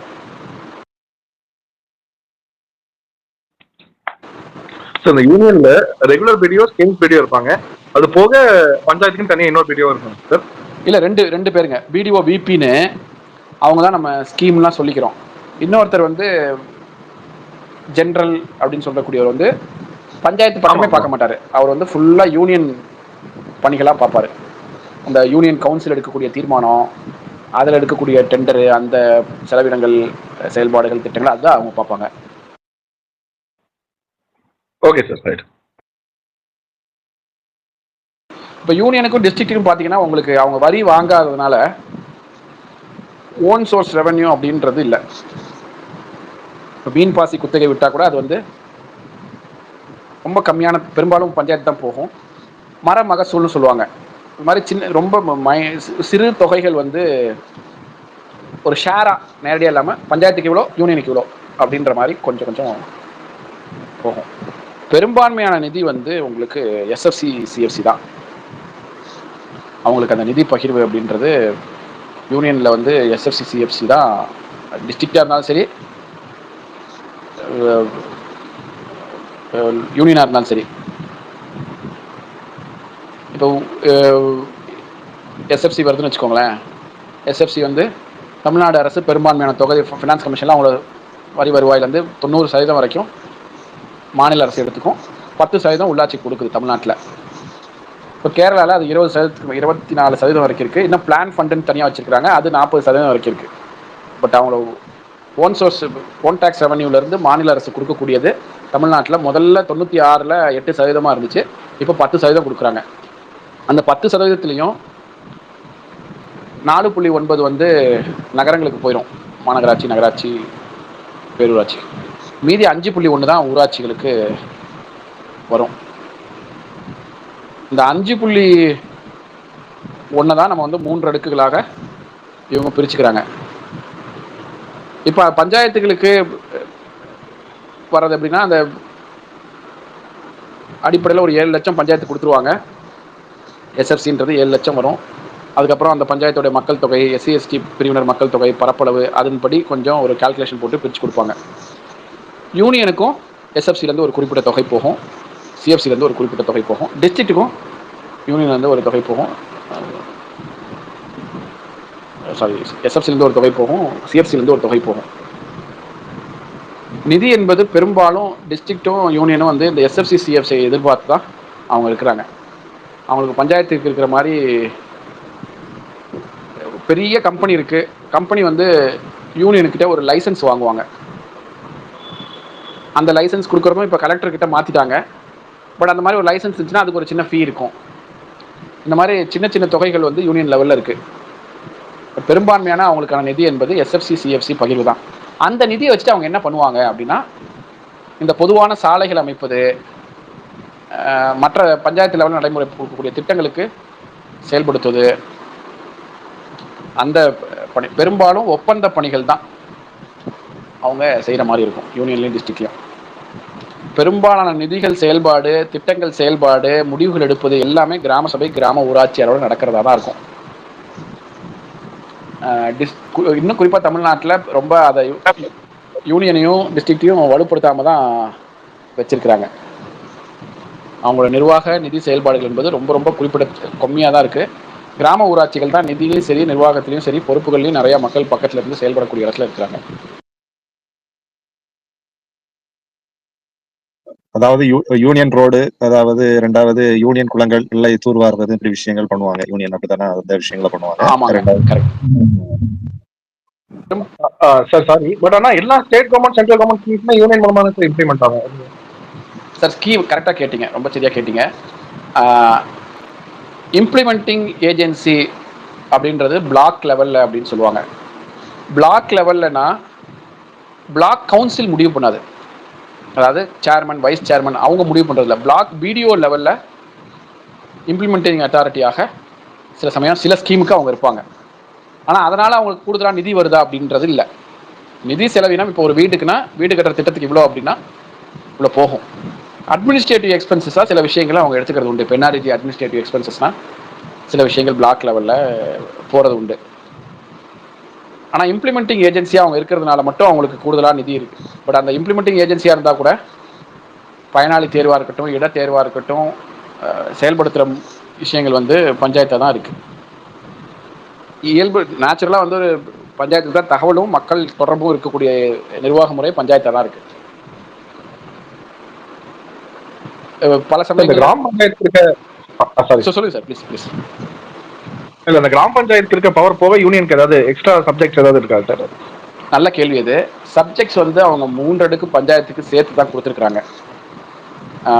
எல்சி ஜெயின் கமிட்டின்னு ஒரு முக்கியமான கமிட்டி அறிக்கை இருக்குது. 1996 டிஎம்கே கவர்மெண்ட் வந்த பிறகு எல்சி ஜெயின் அப்படின்ற ஒரு ரொம்ப சீனியர் அவர் தலைமையில் ஒரு கமிட்டி போடுறாங்க. கமிட்டி போட்டு இந்த 29 பொருட்கள் கீழே எப்படி பணிகளை பகிர்ந்து கொடுக்கணும், இதெல்லாம் ஊராட்சி கொடுக்கணும், எதுக்கெல்லாம் யூனியனில் கொடுக்கணும், எதெல்லாம் டிஸ்ட்ரிக்ட் கொடுக்கணும் அப்படின்னு அந்த மாதிரி வரையறுக்கப்பட்ட பணிகள் வந்து தெளிவாக அது அறிக்கையோடு நின்றுச்சே ஒழிய பாட்டுக்கு வரல. இப்போ நீங்கள் யூனியனில் கேட்டிங்கன்னா நிறையா பணிகள் வந்து ஊராட்சி சார்ந்ததாக தான் இருக்கும். கிராம ஊராட்சி தான் அது செயல்படுத்தக்கூடியதாக இருக்கும். ஒரு லெவலுக்கு மேலே மேபி நம்ம அது உள்ளே போனாலும் தகவல் வந்து நீங்கள் இப்போ உதாரணத்துக்கு லேபர் பட்ஜெட்னு ஒன்று இருக்குது. லேபர் பட்ஜெட் பற்றி நம்ம யூனியன் ஆஃபீஸில் இருக்கிற நிறையா பேர்கிட்ட பேசணும் அப்படின்னா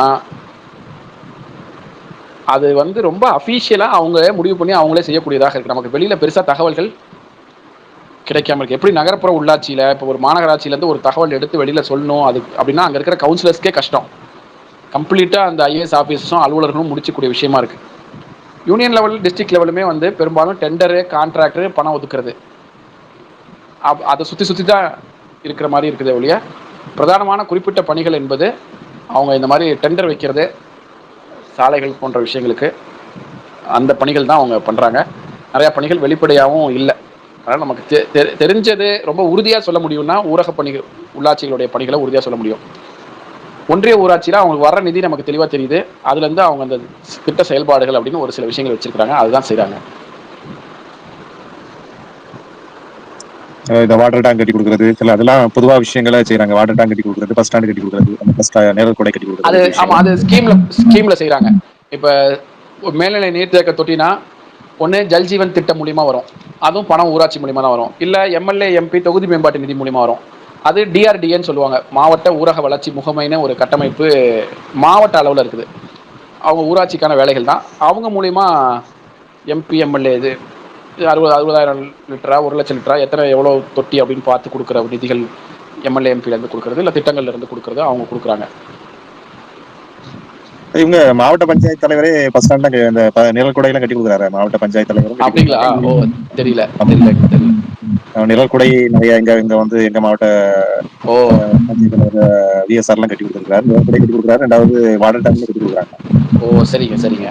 தெரியல, எனக்கு தெரியல.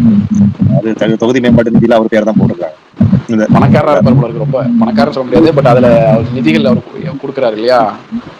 ஆனா அவரு பேர்ல வந்திருக்குன்றீங்களா? தெரியல எனக்கு. இல்ல, நிதி ஒதுக்கீடு அவர் பேர் தான் போட்டிருக்கு. அவரு வேற ஃபண்ட்ல அவர் பேர் போட முடியாது இல்லையா? நிதி ஒதுக்கீடு கரெக்ட், நீங்க சொல்றது கரெக்ட்.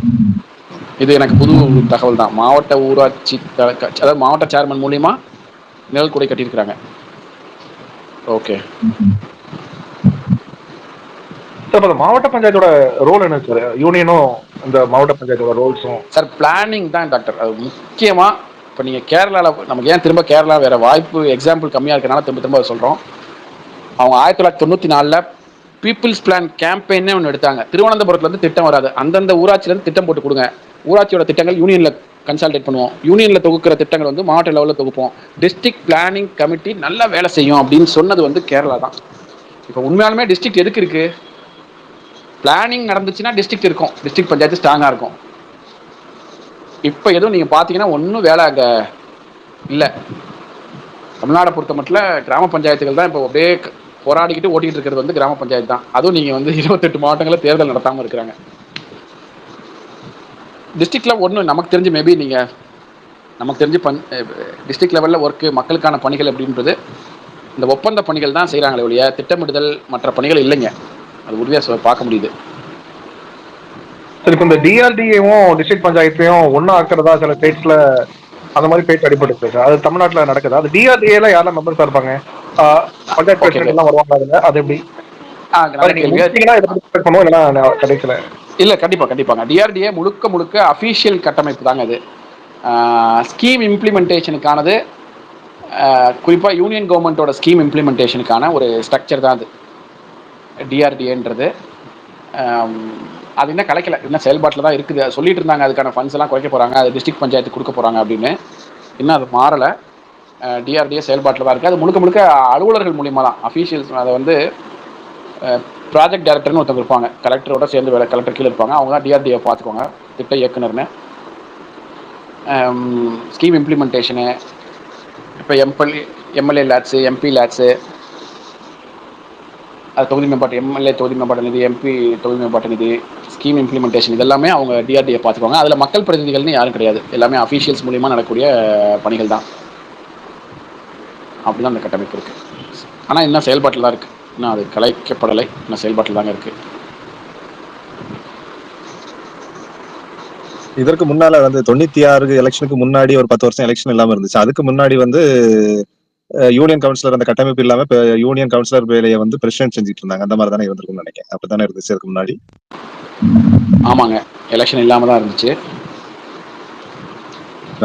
நான் கேள்விப்பட்டது, அதாவது பஞ்சாயத்து யூனியன் கவுன்சில் செய்யக்கூடிய வேலை, அதாவது கவுன்சிலர் மீட்டிங் பஞ்சாயத்து பிரசிடென்ட் தான் சேர்மனை எலெக்ட் பண்ற மாதிரி ஒரு அமைப்பு இருந்துச்சு. அது நல்லா இருந்துச்சு. இதை விட யூனியன் கவுன்சிலருங்கிற அமைப்பை விட பஞ்சாயத்து பிரசிடென்ட் வந்து கவுன்சிலர்களாக இருப்பாங்க, அவங்க வந்து சேர்மனை எலெக்ட் பண்ணுவாங்கிற கட்டமைப்பு இருந்துச்சு. அதில் சிறப்பா இருந்துச்சுன்னு தான் சொல்லுவாங்க. சொல்ல கேள்வி கரெக்டுங்க. அது 1958 சட்டம்னு சொல்லுவாங்க. எனக்கு கேள்விப்பட்டதோட உண்டு. அது நீங்க சொல்ற மாதிரி அப்போ வந்து கிராம ஊராட்சிக்கும் யூனியன் பஞ்சாயத்துக்கும் பஞ்சாயத்து தலைவர்கள் யூனியன் ஆஃபீஸில் நேரடியாக பிரதிநிதிகளாக போய் இருக்கிறது, நீங்கள் சொல்கிற மாதிரி இவங்க மூலிமா இவங்களில் ஒருத்தர் தேர்ந்தெடுக்கப்படுறது, அந்த மாதிரி நிர்வாக முறை இருந்துச்சுன்னு சொல்லுவாங்க. அப்படிங்கும்போது என்னன்னா டைரக்டா பஞ்சாயத்து தலைவர் அதற்கான என்னென்ன தேவைங்கிறது அறிஞ்சு வச்சிருப்பாரு. அது கரெக்டா அவங்க இம்ப்ளிமெண்ட் பண்றதுக்கு நல்ல வாய்ப்பா இருந்துச்சு. இந்த அமைப்பு வந்து இந்த 3 அடுக்கு முறை வந்து ஒரு ஃபெயிலியர் முறையா தான் இருக்கு. ஓகே. ஓ சரிங்க. இது வந்து இதுல வந்து தொடர்பு இல்லை காமராஜர் இல்லைங்களா? அந்த தொடர்பு இல்லாம போகுது. அதாவது கிராம ஊராட்சியில இருந்து மக்கள் பிரதிநிதி நேரடியா அங்க யூனியன்ல தொடர்பு இல்லாம போகுது. ஆமா கவுன்சிலருக்கு இங்க வந்து பஞ்சாயத்துல ரோல் கிடையாது. அவருக்கு கவுன்சிலர் யூனியன் கவுன்சிலர் வந்து பஞ்சாயத்துக்கு சம்பந்தம் இல்லாத ஒரு நபராயிடுறாரு. அப்ப அவருக்கு என்ன ஆமாங்க. வேண்டியதோ 1, 2 விஷயங்களை கேட்டுட்டு வருவாரு. அது ஒரு வித்தியாசமான ஒரு சம்பந்தம் இல்லாத வேலைகள் தான் நடக்குது. அது வந்து அதுக்கு முன்னால இருந்த சட்டம் வந்து பெருந்தலைவர் காமராஜர் கொண்டு வந்த சட்டம். இப்ப அவரு இயற்றின சட்டமா அவரு காலத்துல கொண்டு வந்த சட்டமா இருக்கும். இது வந்து இப்ப இருக்கிறது வந்து பஞ்சாயத்து ராஜ் சட்டம் கொண்டு வந்ததுக்கு பிறகு ஜெயலலிதா காலத்துல அந்த சட்டம் இயற்றப்பட்டது. அது வந்து பெருந்தலைவர் காமராஜர் காலத்துல இயற்றப்பட்ட சட்டம் நினைக்கிறேன். அப்படிதான் நினைக்கிறேன். ஆமாங்க. கரெக்டா சொன்னீங்க. அப்போ வந்து நீங்க டி கல்லுப்பட்டி கேள்விப்பட்டிருக்கலாம். டி கல்லுப்பட்டியில காந்தி நிகேதன் ஆசிரம்னு ஒன்று இருக்கு. காந்தி நிகேதன் ஆசிரமத்துடைய நிறுவனர் வெங்கடாச்சலபதினு ஒரு ஐயா. அவர் தான் வந்து பஞ்சாயத்துக்கான டைரக்டர். அவர் காந்தியவாதி, ஒரு காந்தி ஆசிரமம் வச்சுலாம் நடத்தினவர். காமராஜர் ஐயா தான் அவரை கேட்டுக்கொண்டு அவங்க வந்து ஒரு ஊராட்சிகளுக்கான 1958 சட்டம் கொண்டு வந்து அவரை டைரக்டராக போட்டு வேலை நடந்திருக்கு. இந்த 1958 ஆக்ட் காமராஜர் அவங்க காலத்தில் வந்தது தான். அப்ப வந்து அந்த பஞ்சாயத்தை கட்டாயமா உருவாக்கணுங்கிறது அப்போ சென்ட்ரல் கவர்மெண்ட் இதுபடுத்தல. இப்ப வந்து பஞ்சாயத்து வலுத்தன்மையை கட்டாயப்படுத்திருக்காங்க. ஆனா அப்படி இருந்தாலுமே இந்த தேர்தலை ஒவ்வொரு ட்ரிப்புமே இதுக்கு முன்னால இருந்த ஏடிஎம்கே கவர்மெண்டா இருக்கட்டும், திமுக கவர்மெண்ட் 2 கவர்மெண்ட்டுமே பாத்துட்டீங்கன்னா எலெக்ஷனை தள்ளி போடுறதுதான் பண்றாங்க. முன்னாலேயுமே 9 மாவட்டங்களுக்கு எலெக்ஷன் தள்ளி போச்சு. இப்போ 28 மாவட்டங்களுக்கு போயிருக்கு. அது வந்து ரொம்ப ஜனநாயகத்தை இது பண்ற விஷயம் தான். ஆனா வந்து 2 கவர்மெண்ட்டுமே வந்து அவங்களுடைய தேர்தல் சட்டமன்ற தேர்தலுடைய இதை வந்து வெற்றி வாய்ப்புக்கு எதுவும் குறைச்சிடுமோன்னு பயந்துதான் அதை லேட் பண்றாங்க போலுக்கு. அது அந்த இதுலதான் நம்ம எடுக்க வேண்டியது. இல்லை, பொதுவாகவே மாநில அரசுகள் வந்து அவங்கள தாண்டி ஒரு நிர்வாக கட்டமைப்பை ஜீரணிக்கிறதுல கஷ்டப்படுறாங்க. இப்போ முந்தா நாள் சுப்ரீம் கோர்ட்டில் ஒரு உத்தரவு வந்திருக்குது. மகாராஷ்டிராவில் இந்த 4 வாரத்துக்குள்ள தேர்தல் அறிவித்து உடனே நடத்தி முடிங்கன்னு சொல்லி உச்சநீதிமன்றம் 2 நாளைக்கு முன்னாடி ஒரு தீர்ப்பு கொடுத்துருக்காங்க. மகாராஷ்டிராவில் மும்பை மாநகராட்சி உட்பட தேர்தல் நடத்தாமல் வச்சிருக்கிறத இப்போ உடனே நடத்துகிற வேலை இப்போ ஆரம்பிச்சிருக்காங்க மகாராஷ்டிராவில். இப்போ அதோட மாநில அரசுகள் வந்து அதை சீரியஸாக பார்க்கல. இன்னும் அந்த சூழலை இன்னும் அந்த ஈவன் நம்ம ரொம்ப முதலாளித்துவத்தை முன்னிறுத்துகிற நாடுகள் சொல்லக்கூடிய ஐரோப்பா, அமெரிக்கா நாடுகள் கூட லோக்கலாக அவ்வளோ ஸ்ட்ராங் பண்ணி தான் வச்சிருக்கிறாங்க. இவங்க வந்து இன்னும் அதை சீரியஸாக புரிஞ்சிக்கல, இல்லை நம்ம இன்னும் கேட்கல அதை விழிப்புணர்வோடு. அது வந்து வெறுமன நிர்வாகம் சம்மந்தப்பட்டதில்லை, அதில் ஒரு அறிவியல் இருக்குது. உள்ளூரில் அமைப்புகளை ஸ்ட்ரென்தன் பண்ணுறது அப்படின்றது அது ஒரு அறிவியல் பூர்வமான ஒரு நிர்வாக முறை அப்படின்றத காலப்போக்கில் தான் நம்ம அதை கொண்டு வரணும். அதனால் நம்ம இந்தியா முழுக்க நம்ம உள்ளாட்சிகளை பார்க்குற பார்வை வந்து குறைச்சி தான் மதிப்பிடுறாங்க. மாநில அரசுகள் தேர்தல் நடத்தல சுணக்கம் காட்டுறாங்க. எங்கெல்லாம் இது ஒரு பொலிட்டிக்கல் மூவ்மெண்ட்டாக வந்திருக்குதோ அங்கே இப்போ கேரளா போன்ற இடங்களில், அங்கே வந்து கர்நாடகாலையும் ஓரளவுக்கு அது செயல்படுத்தியிருக்கிறாங்க. கர்நாடகாவில் ராமகிருஷ்ண ஹெக்டே முன்னெடுத்தாருன்னு வந்து கேரளாவில் ஆரம்பத்துலேருந்தே பண்ணுறாங்க. ஆமாங்க. நம்ம கேரளாவில் எல்லா விஷயங்களுமே பஸ்ல எடுத்துடுறாங்க. இந்த பெண்களுக்கான இடஒதுக்கீடும் பார்த்துட்டீங்கன்னாலும் 50% வந்து உடனே எடுத்துட்டாங்க. நம்ம வந்து கொஞ்சம் ரொம்ப லேட்டா தான் கொண்டு வந்தோம். அது ஜெயலலிதா அம்மா கொண்டு வந்தாங்க. அது கொஞ்சம் லேட்டா தான் கொண்டு வந்தாங்க. அது 2009 அந்த சட்ட திருத்தம் கொண்டு வந்திருக்கிறாங்க. ஆனா வந்து நம்ம கொண்டு வந்தது லேட்டா தான் கொண்டு வந்திருக்கோம். அப்படி வந்து எல்லாமே நம்ம வந்து கொஞ்சம் உள்ளாட்சி அமைப்புகளுக்கான சட்ட திருத்தங்கள் கொண்டு வரதோ அல்லது எதுவும் இம்ப்ளிமெண்ட் பண்றதுல ரொம்ப தமிழகம் வந்து கொஞ்சம் பின்தங்கி தான் இருக்குங்கிறத என்னுடைய பார்வையா இருக்குது. அது உங்களுடைய பார்வை எப்படி இருக்கு? கண்டிப்பாக. இப்போ நம்ம சில விஷயங்களில் முன்னோடியாக இருக்கிறோம். இப்போ மாநில சுயாட்சியாக இருக்கட்டும், இல்லை வந்து ப்ராக்ரெசிவான சில விஷயங்கள் நிச்சயமாக நம்ம சைட்லேருந்து முன்னெடுக்கப்பட்டிருக்குது. ஆனால் நீங்கள் குறிப்பிட்டிருக்கிற விஷயங்களில் கொஞ்சம் கம்மியாக தான் இருக்கிறோம். கொஞ்சம் லேட்டாக தான் புரிஞ்சுக்கிறோமா இருக்கும், இல்லை அது லேட்டாக தான் எடுக்கிறோம். சித்திரை திருநாள்னு சொல்லி இப்போ உங்களுக்கு தெரியும், திருவாங்கூர் வந்து சமஸ்தானமாக இருந்து ஆங்கிலேயர் கட்டுப்பாட்டுக்கு வராமல் கொஞ்சம் சுதந்திரமாக இருந்தவங்க தான். சமஸ்தானத்து ராஜாக்கள் சில பேர் அப்பயே கொஞ்சம் வெளிநாடு போய் படிச்சுட்டு வந்து கொஞ்சம் சீர்திருத்த முயற்சிகள், அது கோயில் நுழைவாக இருக்கட்டும், பெண்களுக்கு கல்வி கொடுக்குறதா இருக்கட்டும், அவர் ஐயன் காளின்னு ஒரு போராடி அங்கே வந்து அரசவையில் போய் உள்ளே உட்கார்ந்து கல்விக்கான விஷயங்களை கொண்டு வர இருக்கட்டும், நம்பூதிரிப்பாட்டுக்கு முன்னாடி இருந்துமே ஒரு மாற்று சிந்தனை, ஒரு போக்கு வந்து அங்கே துவங்கியிருக்குன்னு நம்ம சொல்கிறாங்க, பார்க்குறோம். நம்ம அது ஆங்கிலேயர் கீழே இல்லாமல் அவங்க கொஞ்சம் இருந்ததுனால உடனே முடிவெடுத்து அதை செஞ்சாங்க அப்படின்றதும் ஒன்று இருக்குது. அதை தாண்டி வந்து நம்ம வந்து வேற சில அமைப்புகள் நம்ம இயக்க ரீதியாக கொண்டு வந்தது, அது மாநில சுயாட்சியாக இருக்கட்டும், மொழி சார்ந்த விஷயங்களாக இருக்கட்டும், கண்டிப்பாக அது வலுவாக இங்கே வேலை நடந்திருக்கு. பட் அங்கே வந்து மோர் டெமோக்ராட்டிக் டீசென்ட்ரலைசேஷன் அதிகார பகிர்வுக்கான வேலைகள் அங்கே நடந்திருக்கு, நிச்சயமாக நடந்திருக்கு. இங்கே பஞ்சாயத்துன்னு மட்டும் சொல்ல முடியாதுங்க. நீங்கள் அங்கே நம்ம அங்கே அதிகமாக ட்ராவல் பண்ணியிருக்கிறோம். கலெக்டர் வந்து இடுக்கியோ இல்லை வந்து பாலக்காடு கலெக்டர் எப்படி நடந்துக்கிறாரு மக்கள்கிட்ட, இல்லை அவங்க எப்படி நடந்துக்கிறாங்க, தமிழ்நாட்டில் ஒரு டிஸ்ட்ரிக்ட் கலெக்டர் எப்படி நடந்துக்கிறாருன்றது நீங்கள் பார்த்தாலே தெரியுங்க. அந்த ஒரு பவரை அதிகாரத்தை கையாளுற விஷயம் இருக்குது பார்த்தீங்களா, அது வந்து ரொம்ப இறுக்கமாலாம் இருக்காது. நீங்கள் அங்கே ரொம்ப பந்தா பண்ணிக்க முடியாது. அது முதலமைச்சர் அப்படி இருந்தாங்க அப்படின்றதுனாலயா என்னன்னு தெரியல. ஆனால் இங்கே வந்து ரொம்ப அந்த இறுக்கம் இருக்குது. கலெக்டர்னா அப்படியே வேற மாதிரி நினச்சிக்கிறதும் அப்படின்ற போக்கும், மாவட்டம்னா நாங்கள் தான் அப்படின்னு சொல்றதும் தமிழ்நாட்டில் இருக்குது. இல்ல அதுக்கு காரணம் வந்து சிவில் சமூகம் இங்க ஒழுங்கா ஒர்க் பண்ணலங்கிற காரணமா இருக்கும் கண்டிப்பா. நம்ம வந்து இஷ்யூ நீங்க சொல்ற மாதிரி ரைஸ் பண்றது, இண்டிவிஜுவல் பிரச்சனையை கலெக்டிவா யோசிக்கிறது, பணிஞ்சு போயிடுறோம் இல்லையா டக்குன்னு கலெக்டருக்குன்னு ஒரு, அது எதுக்கு அந்த மரியாதை இருக்கட்டும், அது எதுக்கு தேவையில்லாத ஒரு தவாலியை வச்சுக்கிட்டு அவங்க பண்றதெல்லாம். பஞ்சாயத்து ராஜ்லாம் இன்னைக்கு கலெக்டர் ராஜா தானே இருக்குது. திங்கக்கிழமை காலையில் போனோம்னா மனு கொடுக்குறதும் அவங்க எடுக்கிற முடிவுகளும் கல்ச்சரலி கேரளாவில் மாறிடுச்சுங்க. அதுதான் முக்கியம். அங்கே வந்து பஞ்சாயத்து தலைவர்களுக்கு பவர் கொடுத்துட்டாங்க, கிராம சபை மட்டும் இல்லை, கல்ச்சரலி இந்த பவர் ஸ்ட்ரக்சரை மாற்றிருக்கிறாங்க. அங்கே ஒரு பெரிய இப்போ எவ்வளவோ இயற்கை பேரிடர்கள் வந்தாலும் அதுக்கு பின்னாடி வந்து முக்கியமான ஆய்வுகள் என்ன சொல்லுதுன்னா, கேரளாவில் ரொம்ப சீக்கிரமாக அந்த இதுலேருந்து அவங்க மீண்டு ஒரு காரணமே இந்த நிர்வாக கலாச்சாரத்தை அவங்க உருவாக்கி வச்சிருக்கிறாங்க. கலெக்டர் சொல்லுவாரா, பிடிஓ சொல்லுவாரான்னு யாரும் காத்துக்கிட்டு இல்லை. லோக்கலில் டக்கு டக்குன்னு முடிவு எடுத்து அந்த வேலைகள் நகருது. அந்த சென்ஸ் ஆஃப் கவர்னன்ஸ், முடிவெடுப்பது நமக்கு பொறுப்பு இருக்குது அப்படின்ற ஒரு நிலையிலேருந்து யோசிக்கிற விஷயத்தை அங்கே உருவாக்கியிருக்கிறாங்கன்னு சொல்கிறாங்க. நம்மளும் அது ரொம்ப அழகாக பண்ண முடியும், நமக்கெல்லாம் பண்ண முடியாதுன்றது இல்லை. ஆனால் ரொம்ப மிகைப்படுத்தி வச்சுருக்கிறோம் கலெக்டரையும் எம்எல்ஏவையும். ரொம்ப பெரிய விஷயமா நம்ம பிம்ப மாதிரி உருவாக்கி வச்சுருக்கோமோன்னு தோணுது. பட் அதுக்கு மாற்றாக தான் நம்ம என்ன சொல்கிறோம்னா, டீசென்ட்ரலைஸ் பண்ணணும் பவர். இப்போ வெறுமனே கலெக்டரை குறை சொல்கிறது இல்லை எம்எல்ஏவால் முடியாது நம்ம புள்ளி விவரங்கள் பேசிகிட்டு இருக்கிறதுல தீர்வுன்னு பார்த்தோம்னா, நீங்கள் கிராம சபையை ஸ்ட்ரென்தன் பண்ணணும், லோக்கல் இன்ஸ்டிடியூஷன் ஸ்ட்ரென்தன் பண்ணணும்.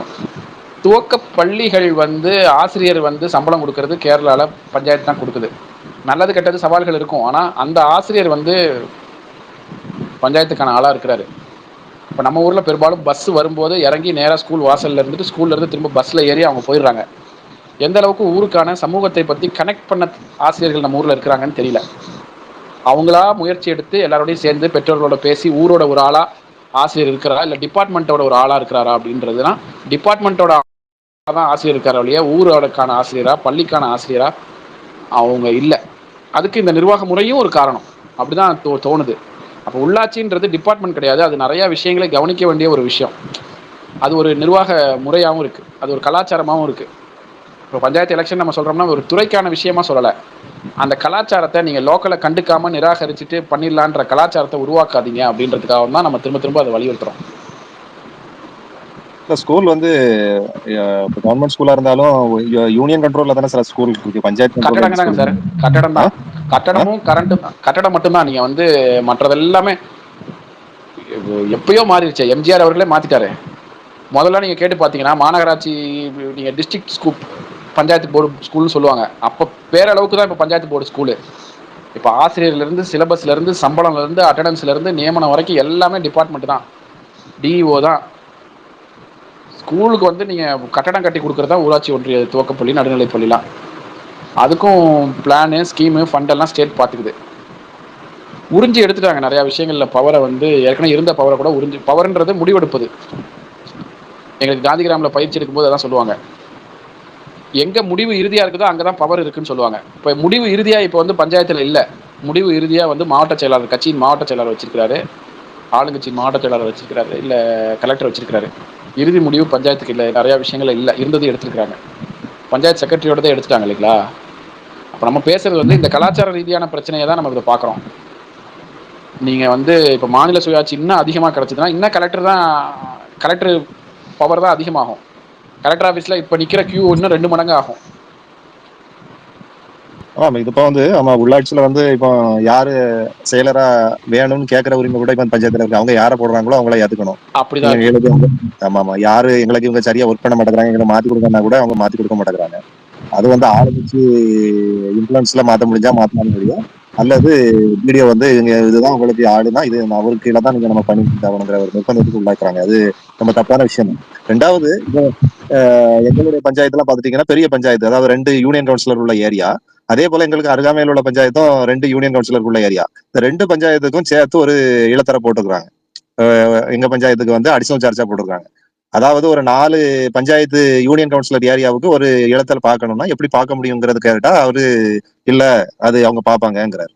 வீடியோ அவரோட கேவலமான வேலைகளை பார்த்துட்டு இருக்காரு வீடியோ. கண்டிப்பாங்க, நடைமுறையில சாத்தியமில்லாத விஷயங்கள் தான். இல்ல நிறைய ஊராட்சிகளை நீ கஷ்டப்பட்டு வேலை செய்யறாங்கன்னா பல தடைகளை தாண்டி தான் வேலை செய்ய வேண்டியதா இருக்கு. உண்மையாலுமே மாநில அரசு ஒரு பார்வையோட இருந்துச்சு, ஒரு சிறந்த அணுகுமுறையோட இருந்துச்சு அப்படின்னா இன்னைக்கு கேரளாவை விட தமிழ்நாடு சமூக மேம்பாட்டில் வளர்ந்திருக்கும். இப்போ நீங்கள் வந்து உள்ளாட்சி நம்ம சொல்லும்போது அதில் சமூக மேம்பாடு உள்ளடக்கியதாக தான் இருக்குது.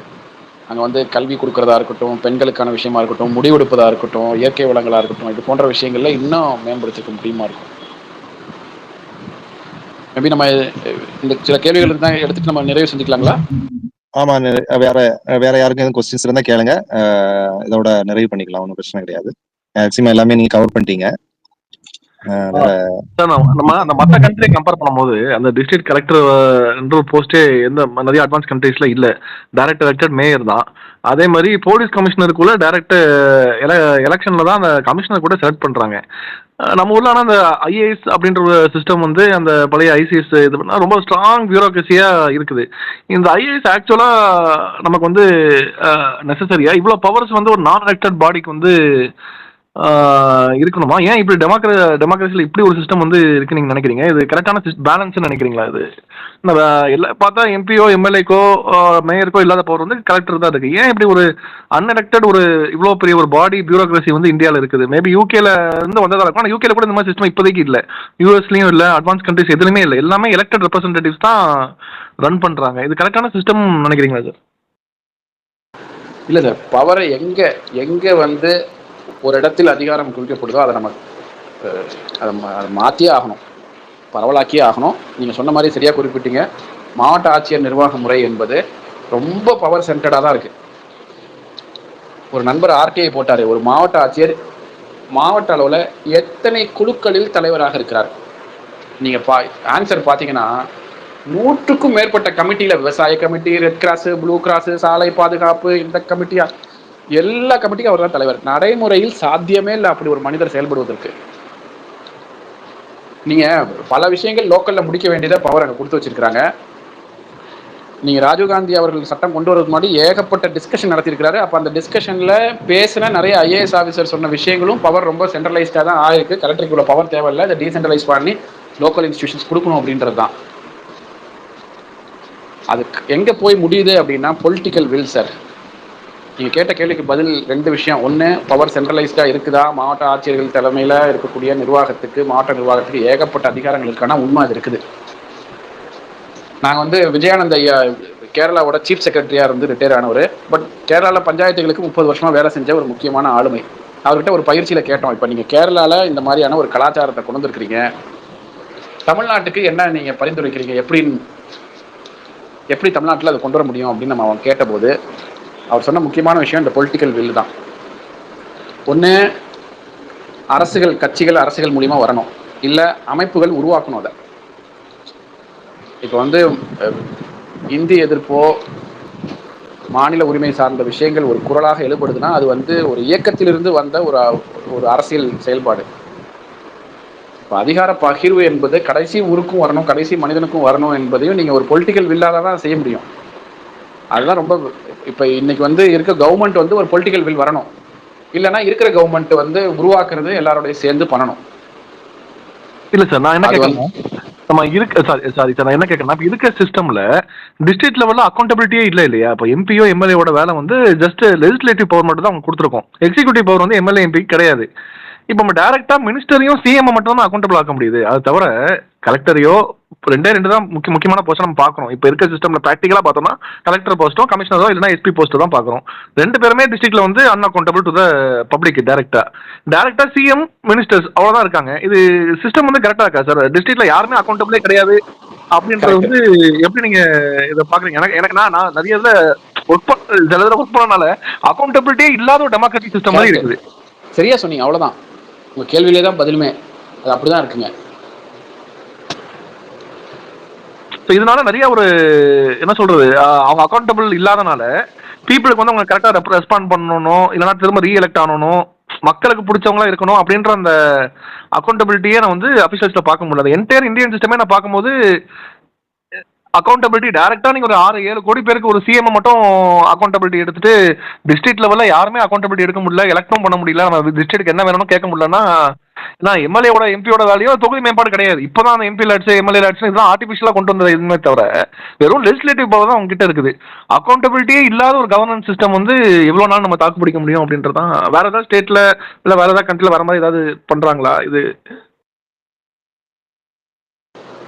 நிறைய மேபி மற்ற நாடுகளில் நிறைய உதாரணம் இருக்குமா இருக்கும். பட் இப்போ இருக்கிற இந்திய சட்டத்துக்கு உட்பட்டு நம்ம யோசிக்க போகும்போது இது ஸ்டேட் லிஸ்ட்டில் இருக்கிறதுனால இதை மாற்ற வேண்டியது நிறையா ஸ்டேட் லெவலில் தான் நிறையா செய்ய வேண்டியிருக்கு. இப்போ இருக்கிற பவர்ஸை வச்சுட்டே ஸ்டேட் கவர்மெண்ட் நல்லா செய்ய முடியுமான்றதுக்கு உதாரணங்கள் சில மாநிலங்களில் இருக்குது. அதனால் நம்ம ஸ்டேட் லெவலில் மாற்றிக்கிட்டா தான் உண்டு. சிங்கிள் அக்கௌண்டபிலிட்டி வந்து சிஎம் மட்டும் தான் பார்க்க வேண்டியது. சார் இப்போ இருக்க சிஸ்டம்ல வந்து சிங்கிள் அக்கௌண்டபிலிட்டி சிஎம் மட்டுமா இல்லையா? இல்லைன்னா நம்ம அந்த துறையை எடுத்துட்டோம் மினிஸ்டர், அவ்வளவுதான். வேற யாருமே நம்ம அக்கௌண்டபிலிட்டியா எடுக்க முடியல. இஷ்யூ பொறுத்து இருக்கு. சில இஷ்யூஸ்க்கு வந்து நம்ம எம்எல்ஏட்ட பேசலாம், சில இஷ்யூஸ் வந்து லோக்கல் ரெப்ரஸன்டேட்டிவ்ஸ்ட்ட பேசலாம். ஆனா அவங்ககிட்ட அக்கௌண்டபிலிட்டி இல்ல சார். அவங்ககிட்ட எக்ஸிக்யூட்டிவ் பவரோ எந்த பவருமே இல்ல எம்எல்ஏ. அது ஆமாங்க ஆமாங்க. பொலிட்டிக்கல் பவர் தான் அவங்களுக்கு. எக்ஸிக்யூட்டிவ் பவர் நீங்க சொல்ற மாதிரி அஃபீஷியல்ஸ் கையில தான் இருக்கு. இதுவுமே பொலிட்டிக்கல் பவருமே டிஸ்ட்ரிக்ட் லெவல்ல என்ன பண்ணணும்ன்றத அவங்களோட மெயின் அஜெண்டா கிடையாதுல்ல எம்எல்ஏ எம்பியோ. ஆமாங்க கரெக்ட். அவங்க அங்க அசம்பிளில உட்கார்ந்து பேசுறது தான்.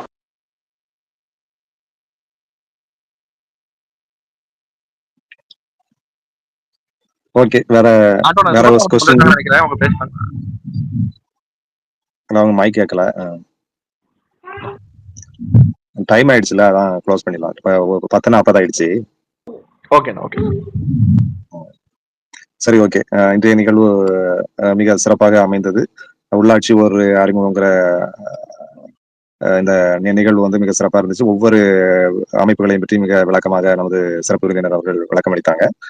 நமது பஞ்சாயத்து ராஜ் அமைப்புடைய நெருங்கிய தொடர்புள்ள தலைப்பாக இருக்கிறதுனாலையும் இந்த தலைப்பு வந்து ரொம்ப முக்கியமான ஒரு தலைப்பா இருக்குது. அதனால இதை கலந்து கொள்ள முடியாத தோழர்கள் வந்து இதுல இந்த ரெக்கார்டிங் இருக்குது, ரெக்கார்டிங்கை கேட்டு பயனடையுமாறு கேட்டுக்கொள்கிறோம்.